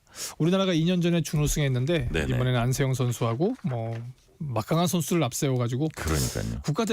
거기다 국가대표 감독도 새로 뽑는다고 해요. 그렇게 되면 안세영 선수 입장에서는 그동안은 사실은 국가대표 감독과의 묘한 갈등 이런 것들이 그러니까요. 있었잖아요. 예. 근데 이번에는 전폭적인 지지를 받으면서 할 수 있을 것 같으면 굉장히 좋은 모습으로 안세영 선수가 성장해가는 모습을 볼 수 있을 것 같습니다. 네. 끝으로 이번 주말에 챙겨볼 만한 경기 추천해 주세요. 네, 사실 지금 산불이라서 분위기는 그런데요. 네. 토요일은 야구가 좋아. 그래서 KBS, ETV에서 매주 그 프로야구를 중계하고 있거든요. 이번은 우승팀 기아와 한화의 경기입니다. 그리고 네. 경기장이 한화의 새로운 파크에서 벌어지기 때문에 한 번쯤 그 야구장 구경 겸해서 경기 봐주시면 재밌을 것 같습니다. 네. 오늘 말씀은 여기까지 듣겠습니다. 지금까지 김한수 KBS 기자였습니다. 말씀 감사합니다. 자, 오늘 뉴스레터 K는 여기까지입니다. 커피 쿠폰 당첨자 명단은 뉴스레터 K 홈페이지 확인해 주시고요. 오늘 끝곡으로는 CCR의 Have You Ever Seen the Rain 듣겠습니다. 오늘도 함께해 주신 청취자 여러분 진심으로 감사드립니다. 지금까지 뉴스레터 K 전종철입니다.